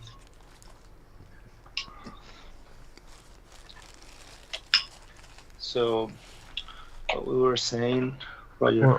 We're getting ready to come back. He's going to do a countdown. Mm-hmm. We're going to open it up, and then after I open it up, I'm going to let you continue where you left off. 3, 2, 1, and you're live right now. Okay. Here are some intriguing facts and details about synthetic biological intelligence in the spirit of the Other Voices episode. 1. Microelectrode arrays detect action potentials from individual neurons with extraordinary precision. 2. Lab-grown neurons can control virtual environments to complete tasks using only their biological responses. And 3. Feedback systems mimic reward and consequence, guiding learning in the neurons. And 4, and finally, hybrid systems like the CL1 which is through Cortical Labs, integrate human neurons with circuits for adaptive computation, bridging biology and technology. Consider the implications. Intelligence may exist beyond the human body, learning and adapting independently. What does this suggest about consciousness and the limits of life? And with that, I'm going to open it up to within the vacuum and let him continue where he left off. So with that, Hey, go man, ahead. but beyond the human body, it's like it's like it's obvious that there's intelligence beyond humans. I mean, the Earth is an organism huge beyond. The Earth creates animals and everything that we use. We took it from the Earth. This computer, everything we have. So it's obvious that there's beyond intelligence. Uh, if someday we get to the point to achieve, I don't know, super intelligence or whatever, I'm pretty sure that Earth's intelligence will immediately get in contact with that other system. If it's aligned in the it has to be aligned with natural processes, right? And that communication will be obvious. I mean, if the intelligence is that vast, like to take into account every aspect of what we are and what the Earth is, and it has to be some. It's just imagination, but it should be something like that. I mean, I don't know. It's like beyond the human body. We're just little particles in this whole game, but we pretend to be the protagonist of the movie, but we are not. We're just a little part of it. We are participating and like having this experience, which is amazing, and of course, but we go back to the question that is not in the list, but it's important. And these days, that with all this convulsion in the world and everything that is happening, I think it's important to go back to the roots, and that led us to some sort of question that might be like what we are, what we really are, what is our function, not morally, not not in any of our own. Uh, uh, I mean, our own narrative, but technically, like on the root, like what is human beings supposed to do on the earth, right? And and and that in that way, I don't know, that could lead us to a deeper understanding of what we are and how we are all connected, probably through fungi or something, right? And it's important to realize that in order to to stop the bias, the polarization of humans against each other, like uh, and go beyond that, and go beyond the narratives, and see the human, the other, the like we are all the same. We are bloomed differently, but we all came from the same seed, right? Mhm. Call it what you want. Sounds good. Right. Yeah. Now, earlier we were having a discussion about the dish brain thing, so I did pull up some information to kind of go along with it. And what I found was this. Okay, one of the most fascinating developments about the dish brain experiment, which was conducted by a team of researchers based out of Australia and led by Cortical Labs, with in collaboration with multiple neuroscientists and bioengineers, was the fact that the project centered around the concept of growing living neurons in a controlled laboratory setting and connecting them directly to a computer interface. Okay. Now, these neurons were then given a task to complete, and that was playing a simple video game.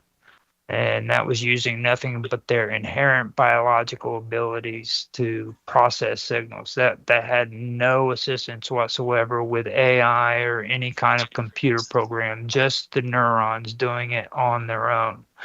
And they found out that these neurons could play Pong without being connected to the human body whatsoever,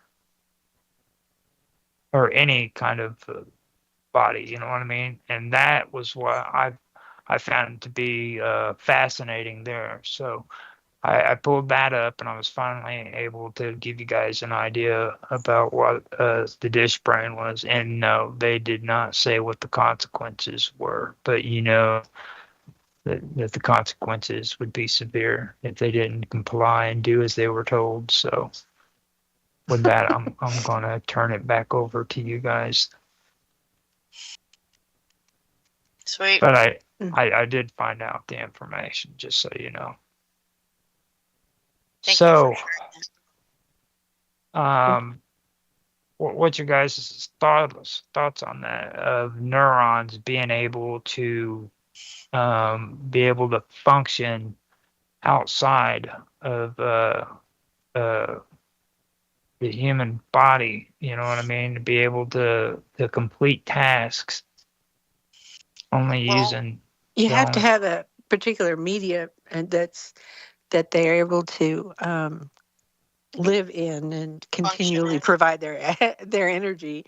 Yep. It has to be a certain media, I guess, pH, salinity, all that kind of thing, and that is very specific, and it has to be continuous, or else they'll die. Well, I'm Would- thinking that neurons do that anyway. That's their job. That's what they're designed to do. So if they have, like Vicky was saying, if they have the right medium, then they'll function that particular way, no matter where they are, kind of thing. You know. That's why it's a So- neural network. Yeah. You know, I'm not and then surprised. they know how to. So then you have to, and they probably are not all the same. That's what that article was saying too. That you have to. It's just not one brain cell. That type of brain cell. You've got many brain cells that make up the brain. So yeah, then they had to decide. Right. I do know that they had to like deal with these neurons like they would any other biological element or substance. They had to make sure that it stayed clean, make sure that the waste was removed, stuff of that nature. So, like, this is actually a biological system with a computer interface. You know what I mean? And and what I learned from it was the only downfall to this kind of programs is they only have like a 6-month lifespan, and they can't retain the memory after that 6 months. So you have to basically start all over again with it.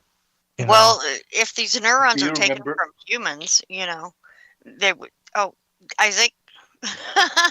No, I was in that. If you, Roger, remember, I think Jolly or someone in the Imaginary shared an article about this same thing, but with fungi. They tried with mycelium and like mycelium computers and stuff like that. Yeah, that seems more quantum to me, actually. But what I was going to say is that if these neurons are used to working in particular systems, and if they're taken from humans, or the yeah, I am assuming that they were taken from humans, which certain neurons are used to, like Arpad was saying, how your plants they evolve in their environment. So neurons obviously would evolve in their environments as well, because we have nerves all over our body. So brain cell nerves, or they would be different than say ones in your toes, kind of thing. So, Roger, do you know what type of brain cells, or what type of nerve cells they were experimenting with? They said that it got to the point where it was beyond even having to use, like with neurons, you don't even have to pull them Okay. from the human body or any kind of thing. They can actually Oh, okay. reproduce them synthetically as well. Like they don't have to be taken from a human or an animal. They can literally produce neurons. That's kind of crazy. Yeah, it Sounding really is. actually. For sure. So that was an interesting thing too, on top of what they were saying in this research as well, because like they're talking about biological process signals. You know what I mean? They're really getting into the whole the whole idea that they can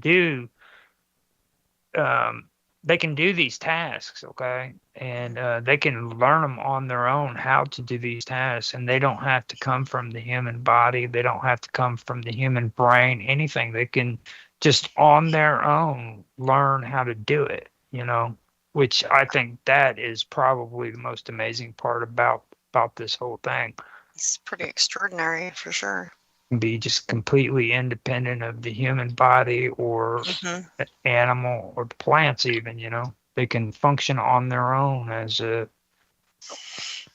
so that's basically I don't know if I answered that good or not. That makes sense to me. A lot more questions come to mind though. So plants have nervous systems, is that right? Yeah, No. neurons. Oh wow. They don't have neurons. Well, yeah, that They kind don't of have shows how neurons? retarded I am. No. Do they I was a high school dropout, so Vicky, what was you saying? They don't have neurons? Nope. Okay, so They don't. They're not like we have neurons. They have chemical receptor sites and okay. photosynthetic receptor sites that take that information that they're getting, and then it will respond appropriately, like with the light and with the chemicals, putting it out, or if they need to for the chemical, and the other one is the light, whatever they do. But it's not a neuron like we have neurons. It's not a biologic neuron. Plants don't have that. And thank you. so I might be wrong, but I think that as complex as the system, it's perception, probably. I don't know, like like when we are very complex. We have emotional center. That's very deep, right? So in order to but because we are very complex beings, but plants doesn't feel or think, like it's not the same because it's not that complex. I mean, they have receptor sites that give information. Might be, I don't know, I might be wrong, but it appears to me. They do have those, and they function. They give the plant information, and then the plant will act accordingly, and that's biologically determined by the type of plant, and it wouldn't have survived long if it couldn't do those things to help it survive. So, but it's not a brain cells. Even brain cells look very different than other cells in the body. So if you have a dendrites and all those kind of things, they're different. In fact, the article had said that those brain cells, you have to have a variety of different types. Like they were talking about 30. What is the minimal brain cell types that you have to make it function on the whole, as a intelligence? And it was 30, I think. And they compared it to that particular C. elegans, that nematode that's transparent. But apparently that also has 30 cells that help it to survive independently with not having a host to live off of. So let me revisit a question Wow. that I mentioned at the beginning for you guys. So could neurons in a dish experience memory or intention? What are your thoughts? Is it memory or intention? Wow. You mean an intention from others or their intention? Just Or the neuron's intention. intention? Just intention. Yes. It's kind of general, you know. Mark Edworthy's been real quiet here lately, so I think maybe we should get an Yeah. intellectual. Let's. I thought Comment. that it was reactionary because if you have two molecules of the same type and you mess with one of them, no matter the 100th monkey. distance, the other one will be affected. 100th monkey, high five, Jason. So maybe maybe that's how it works with sure. plants, since it's a more Yeah. simplistic life form. You're probably right about that. That makes a lot of sense. Mark, If the water Edworthy? media, yes, go ahead. Sorry, Beck. the water, we know that in quantum computers, it stores information in the electrons in the water molecules. So Yeah. there would be memory in there. Mhm. Whether they would be able to, that's where it would be storing memory and other information. Right. So, and I know that it does get hooked to a synthetic or a chip. Mhm. Is that correct? I was Yes. trying to. Okay. Yeah, unfortunately. Seems like they could bypass that whole thing if you've got the quantum computer with the water, has all the information stored in the electrons in the water. Yeah. Yeah. Well, water has memory, you know, Yeah. anyway. So Right. there you go. There you go. Mark Edworthy, what is your concerning question that you have, or your tidbit here? I remember there was lots of experiments done about 10, 15 years ago about using organic matter as a storage device. So like a hard drive or and they were using sort of various sort of You're breaking up. That's all. Yeah. Say it again. You're breaking up. Say it again. Yeah. Storage device is the last part we had. Yeah. Using seaweed, but Seaweed, as for okay. and other organic matter, but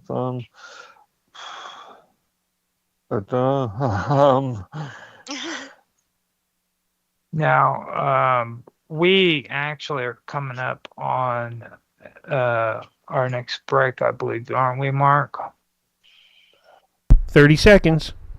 Yes. So with that, let's take a quick break, and we will come back and continue this conversation here after our short break. Sweet. All right, we're on radio break. Yeah, that was pretty good. Now, I do have some information too that we can talk about the microelectrodes arrays, and this is where it gets really interesting. It starts talking about how microelectrode arrays, how they're a small device, and they have like tiny electrodes, and they basically can actually talk to neurons. They can actually listen to them and respond to them. Yeah. Which is pretty interesting. Yeah. It's like a microphone board. A neural. Who's doing that? It's It's being done through a microelectrode arrays, which is called an MEA. Yeah, but with which company, which laboratory? Cortical Labs would they're the ones that are really getting into this. A lot of the terminology goes according to. See, back when I first heard about it, they were calling it wetware, and now they've changed it to bioengineering or stuff like that. But what I was really used to hearing it as back in the day was wetware. And that was a big topic that they were talking about in the early 2000s, And now they've started changing the terminology on it, basically. So Cortical Labs was notorious for it, and then the DishBrain project, which I actually learned off of Nancy whenever she posted it on her chat first. And that's what got me back into that whole area, which I thought was pretty cool. Yeah, usually anything with the project on the name of it has to do with DARPA or something like that. Don't get Mark started with DARPA. He gets all rebellious and stuff. Does he? Yeah. Do you, Mark? Yeah. Yeah. It's not Okay. difficult research. Yeah. Okay? It's not. Project Satan. All right. Spraying that sulfur over UK. Gotta love it. How's your clouds over there right now? Is it still always like London fog? Come on. Or does it taste like hell when you wake up in the morning with all the sulfur that they're pouring into the air? Or sulfur, for sure. Yeah. Project Satan. Yeah, I It's haven't got a heard big about picture. that one. You know, when the planes fly over, it's got a big picture of Roger on it. But anyways. When the love clouds come over, it has a big picture of Roger, okay? Yeah. Get it right. You can smell the sulfur, and it wasn't from him dropping bombs either.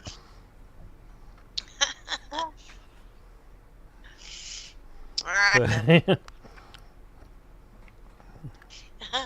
Gotta love it. I have to tell you a funny story about mushrooms. Uh-oh. Oh, please. Okay, no. This is the wrong crew to do that with. You know that, right? Not so much. Not so much. Yeah. We got me and Isaac here, so there you go. Go for it, Vicky.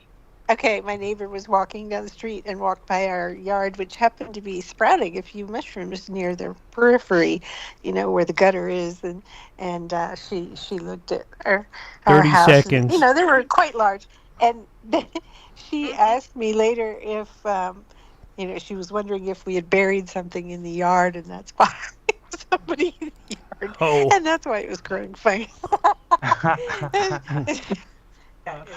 Anyways, here's your countdown, Roger. 5, Okay. 4, 3, 2, 1. And you're back live and on the radio set for the last time tonight.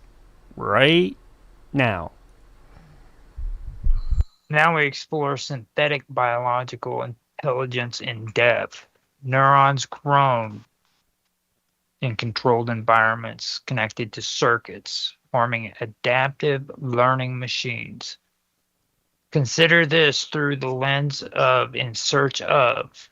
If intelligence can exist beyond conventional brains, could these hybrid systems be considered a new kind of consciousness? That's the question I want to know. Could these hybrid systems be considered a new kind of consciousness?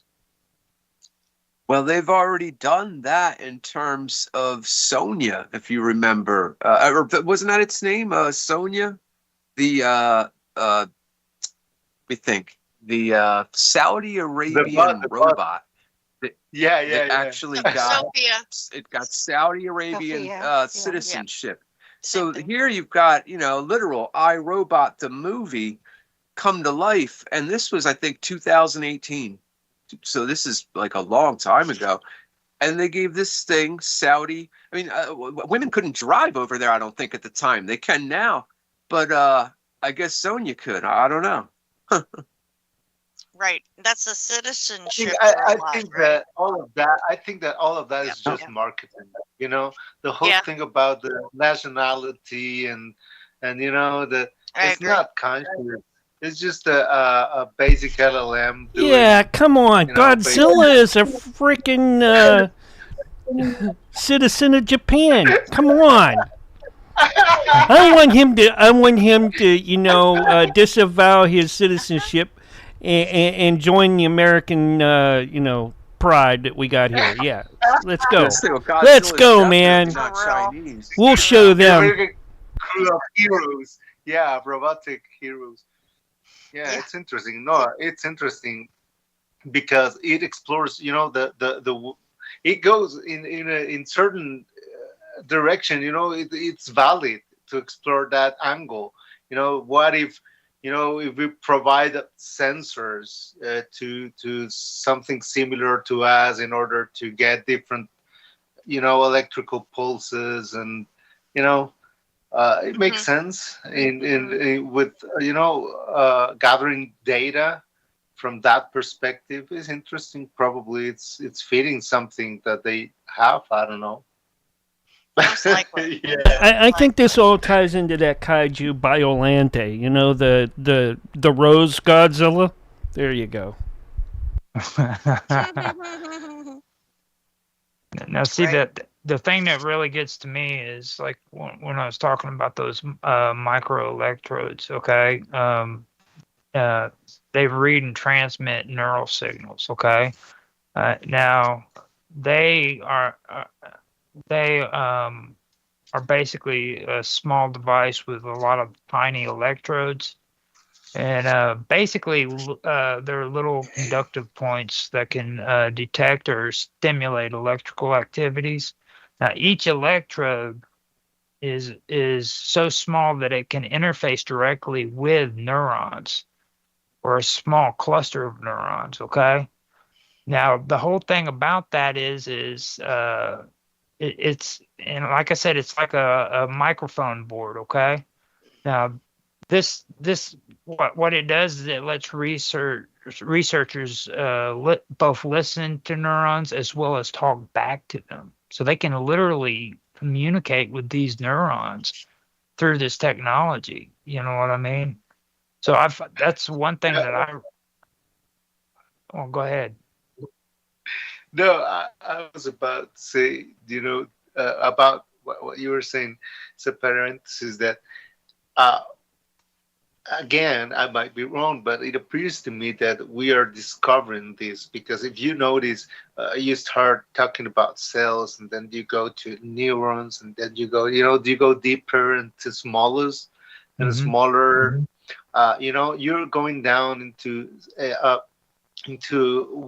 what the fractal theories and all these geometrical aspects of when you go that deep, it's what you have, just those kind of parameters that so the thing is that it's already happening, and we are probably discover it. It's happening already. Yeah, we don't have control over ourselves or anything. Good news. Kind of like with a lot of things that are going on, we're discovering it. Yeah. For sure. Now, what really is fascinating about me with that is like when you compare a lot of this stuff with the human brain. Okay. First of all, like with learning, learning happens with the human brain through plasticity. You know what I mean?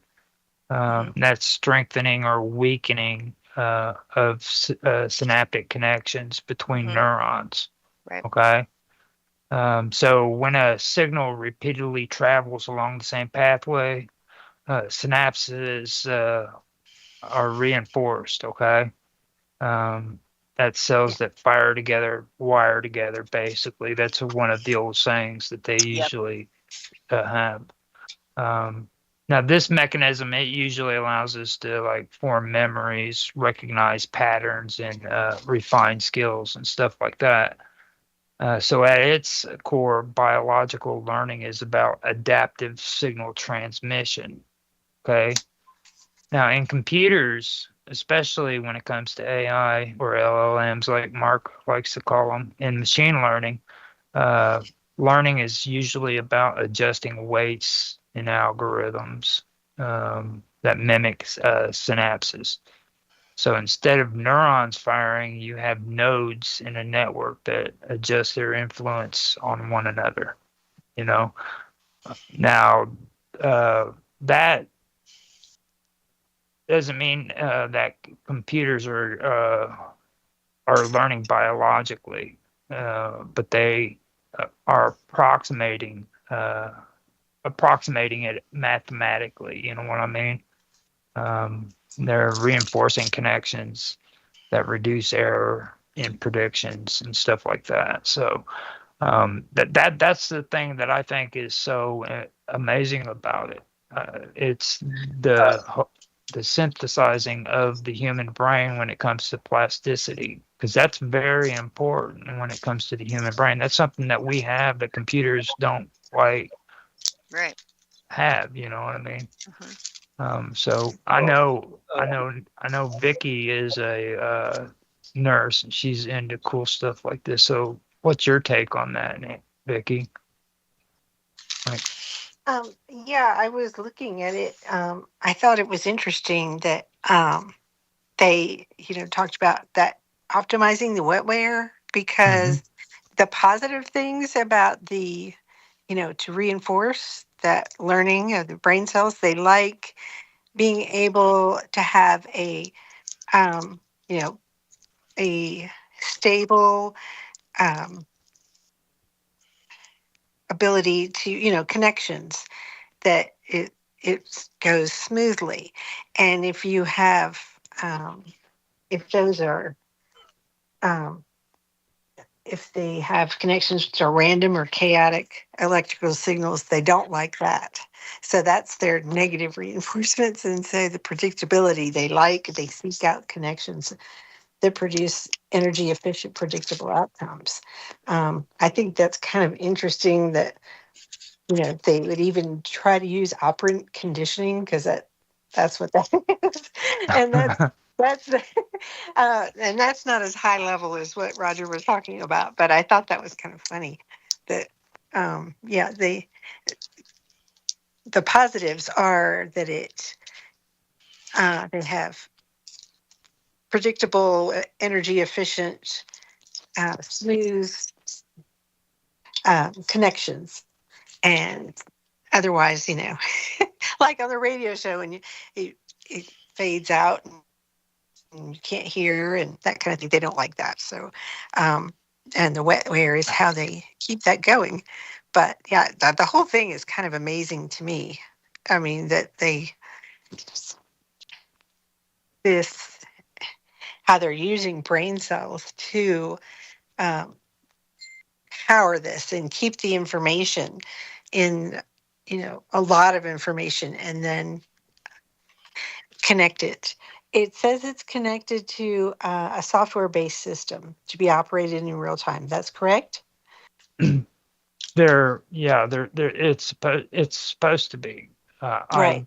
I, I don't know for sure if that's actually the case because it's like me and Mark, we've had these conversations so many times, and he's a skeptic on that one. So, like, what they claim and what's actually happening, that's even debatable for me too. But I know Mark probably would have something to say about that, wouldn't you, Mark? Potashik, or no, Edworthy. More would be said really. I'm just skeptical of there are hardware as you demonstrated with the cell CF1 device. There are hardware. The method. You're breaking up real bad. Oh yeah. You're- Okay. I'm responding to skeptical. yeah. I do. Okay, so that's my whole point too, and it's like within the vacuum was talking about branding too as well, commercialism basically like that. And I know that we've had conversations about that at one point. So I mean, until I see the actual technology in front of my face, I'm not gonna believe anything that I hear when it comes to a lot of these what they're saying. Um, Agreed. Same. because Well, like it's supposed to be, like a published paper or something, right? When you are like published, putting out some sort of new theory or something, or at least a prototype that people can like and document, and it has to be documented, right? That's very important. Uh, in order to be valid for for infinite research. I mean, right? That would be the purpose, because you get to neuron, you get to the Greeks have these embedded in their language. I mean, the how time function. Like they have these identified these patterns in the psychic. So they probably were. I don't know if they were. Yeah, they probably were conscious about this. The thought is has a technical aspect as well. So that's how deep you can go when you're thinking about these systems. You can go to the non-existence, because it's there. It doesn't matter. It's just an infinite gradient, right? From the manifested world, which is what we have, that appear to come from each beat that comes from another field that contains all possible possibilities, right? But we have a reality that is easy. It's a perfect interface, right? We breathe.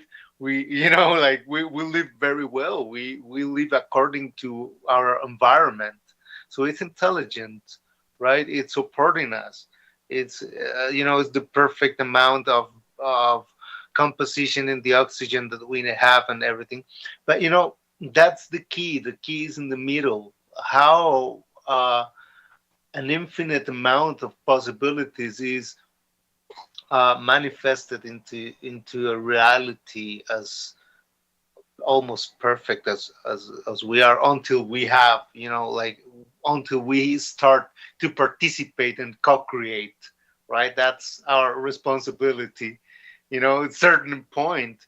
But at the same time, the real administration of what we see as our world is, it's contained inside other vastness that we don't even can't even think about it, right? We don't have the capability to understand what that is, right? So yeah, it goes there. The thing is how mathematically you can, identify what's going on from the infinity to limitation and something concrete to be useful for us in this dimension, right? Because we're talking about a field that contains, one version of me, of this meeting, where we all are, like little differences, all of them, right? But we have all this steady one that we experience, right? Right. So it's something like that. I don't know if I explain myself. I'm doing my best. You're fine. No, It's the co-creation thing that's causing that. Yeah, now, for sure. now I know the what you're talking one thing about. I do want to talk about and bring that too is like when you pair like living neurons with computers or AI, uh, the same principle applies when it comes to adaptation. Okay, but now adaptation happens at two levels. One, you have the biological adaptation where neurons physically rewiring, or they're physically rewiring themselves over time. And then after that, you have the computational adaptation where algorithms are learning from neural patterns and adjusting how they interpret or respond. Okay. This creates a feedback loop where each side shapes the other. Okay. So if you let this system run long enough, adaptation could take on Are you laying on it? evolutionary characteristics, basically. And like you'll hear people talking about Laying on about shit. these about these programs becoming autonomous and being able to work on their own, and that's what they're eventually wanting to create is an autonomous system that'll be able to think and adapt on its own. You know what I mean? And that's something that I do find very, very much interesting when it comes to that. And I know that that's a big topic today when it comes to artificial intelligence or LLMs, you know. So with saying all that, I wanted to get your guys' feed on that and what you think about what I had just talked about. If anything there sticks in your heads. Yes.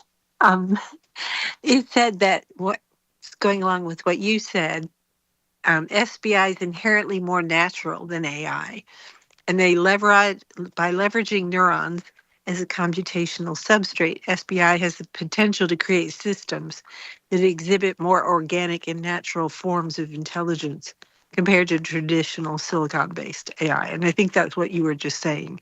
Yeah. That, that by using the neurons, that there is a greater possibility that it will go into, and I guess people are wanting to have it, sentient and autonomous.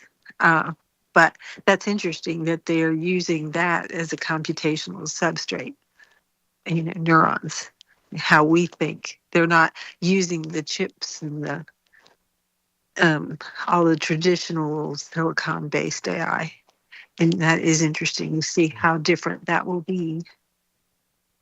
And because if people were able to call up or, connect with these types of computers to get, what we would usually put at Chat GPT, that kind of thing.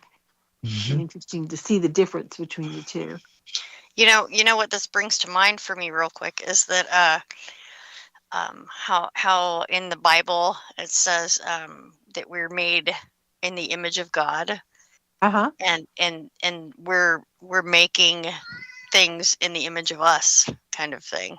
So that's what stuck out to me too. That really, when I hear this, I mean, if you really think about what we're discussing here, we're talking about creating a computer system that is thinking on neurons without using the electronic devices like the chips and the AI and all that. This is actually thinking straight off of the neurons. That really does blow me away. It really it's creating it comes back to the whole idea of consciousness, and like before we come to the end, which we have just very few minutes, what do you guys believe about the philosophical as well as the ethical implications when it comes to this stuff? Just kind of with you guys? What do you think it is ethically as well as philosophical when it comes to biology and machines converging and consciousness too? Go I ahead. don't think it'll ever have its own consciousness. I just don't.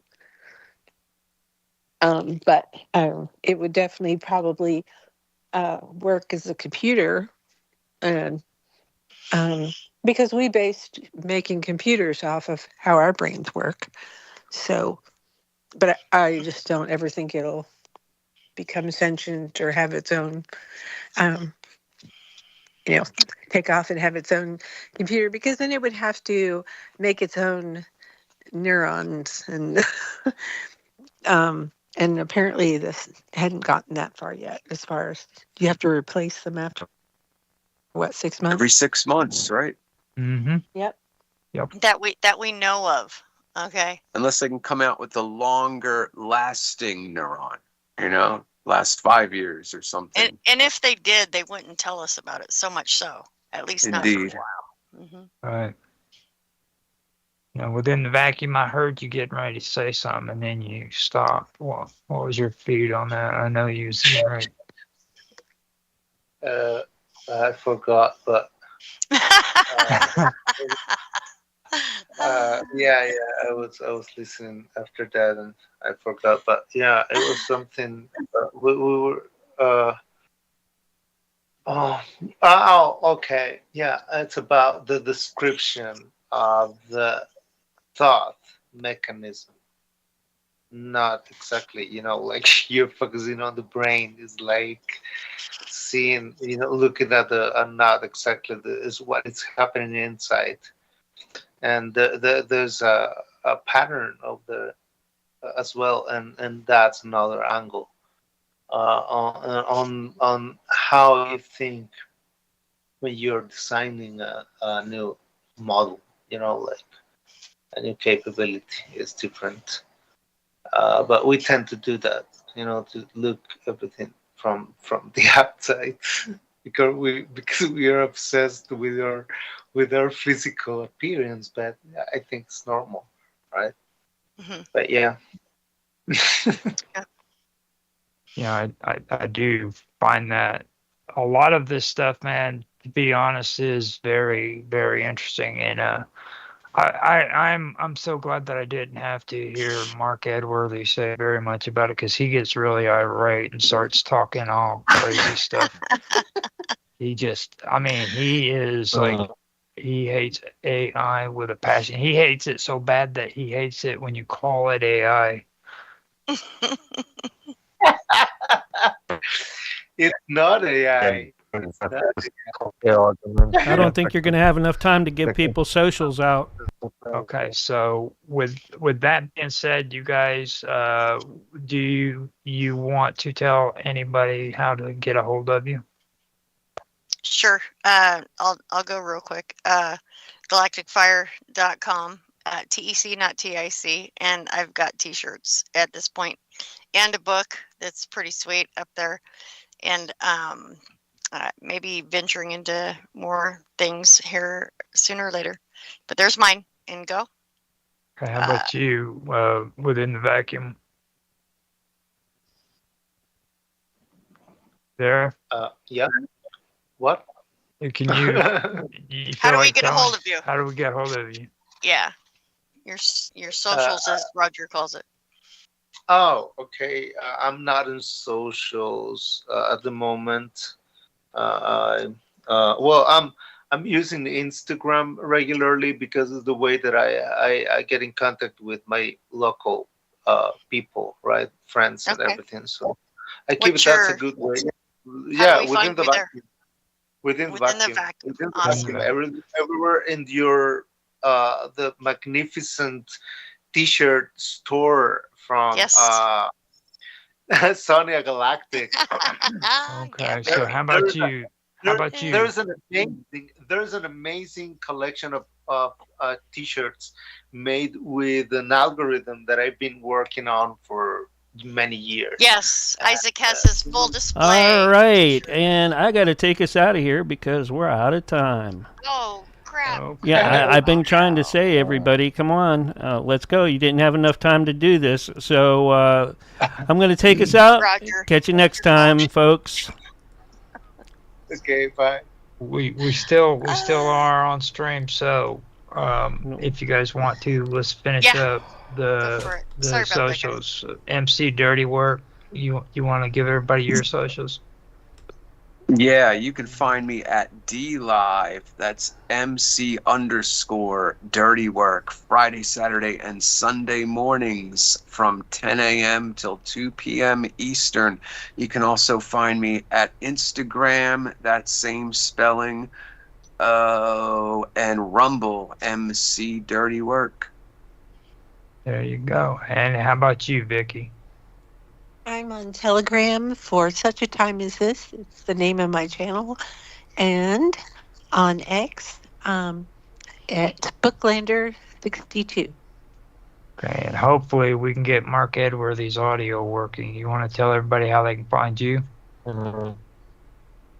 If you can hear me, if it's this working, you can find me at minds.com. At Medworthy. Medworthy. Yes, at Medworthy. And with me, you can find me on, well, everywhere. Just basically look for Live with Roger Hansen or Roger_Hansen. And I'm usually on Teams as well as Discord. I'm on minds.com at Roger_Hansen. You can find me there as well. So with that being said, man, what are we going to do? We're going to do an after show there, Mark? Yeah, I guess we can do an after show once I get us off. Well, the radio's done, but I still have to fix up the broadcaster. All right. Mm-hmm. So once that's done and we end this one here, I'll bring us up on another one and we can do an after show. I was real glad that I could have, Vicky for one because of the neurons, but like within the vacuum, that was a really big surprise with you because we've been having these conversations a lot too, outside of like the conversations I've had with Sonia and Mark. I know me and you've talked about it, and I was really surprised that I could get you on here. I'm glad that you came thanks, on there. Isaac. Such a pleasure, for sure. My pleasure. And Anytime, guys. Awesome. you've always been into stuff like this, though, from what I've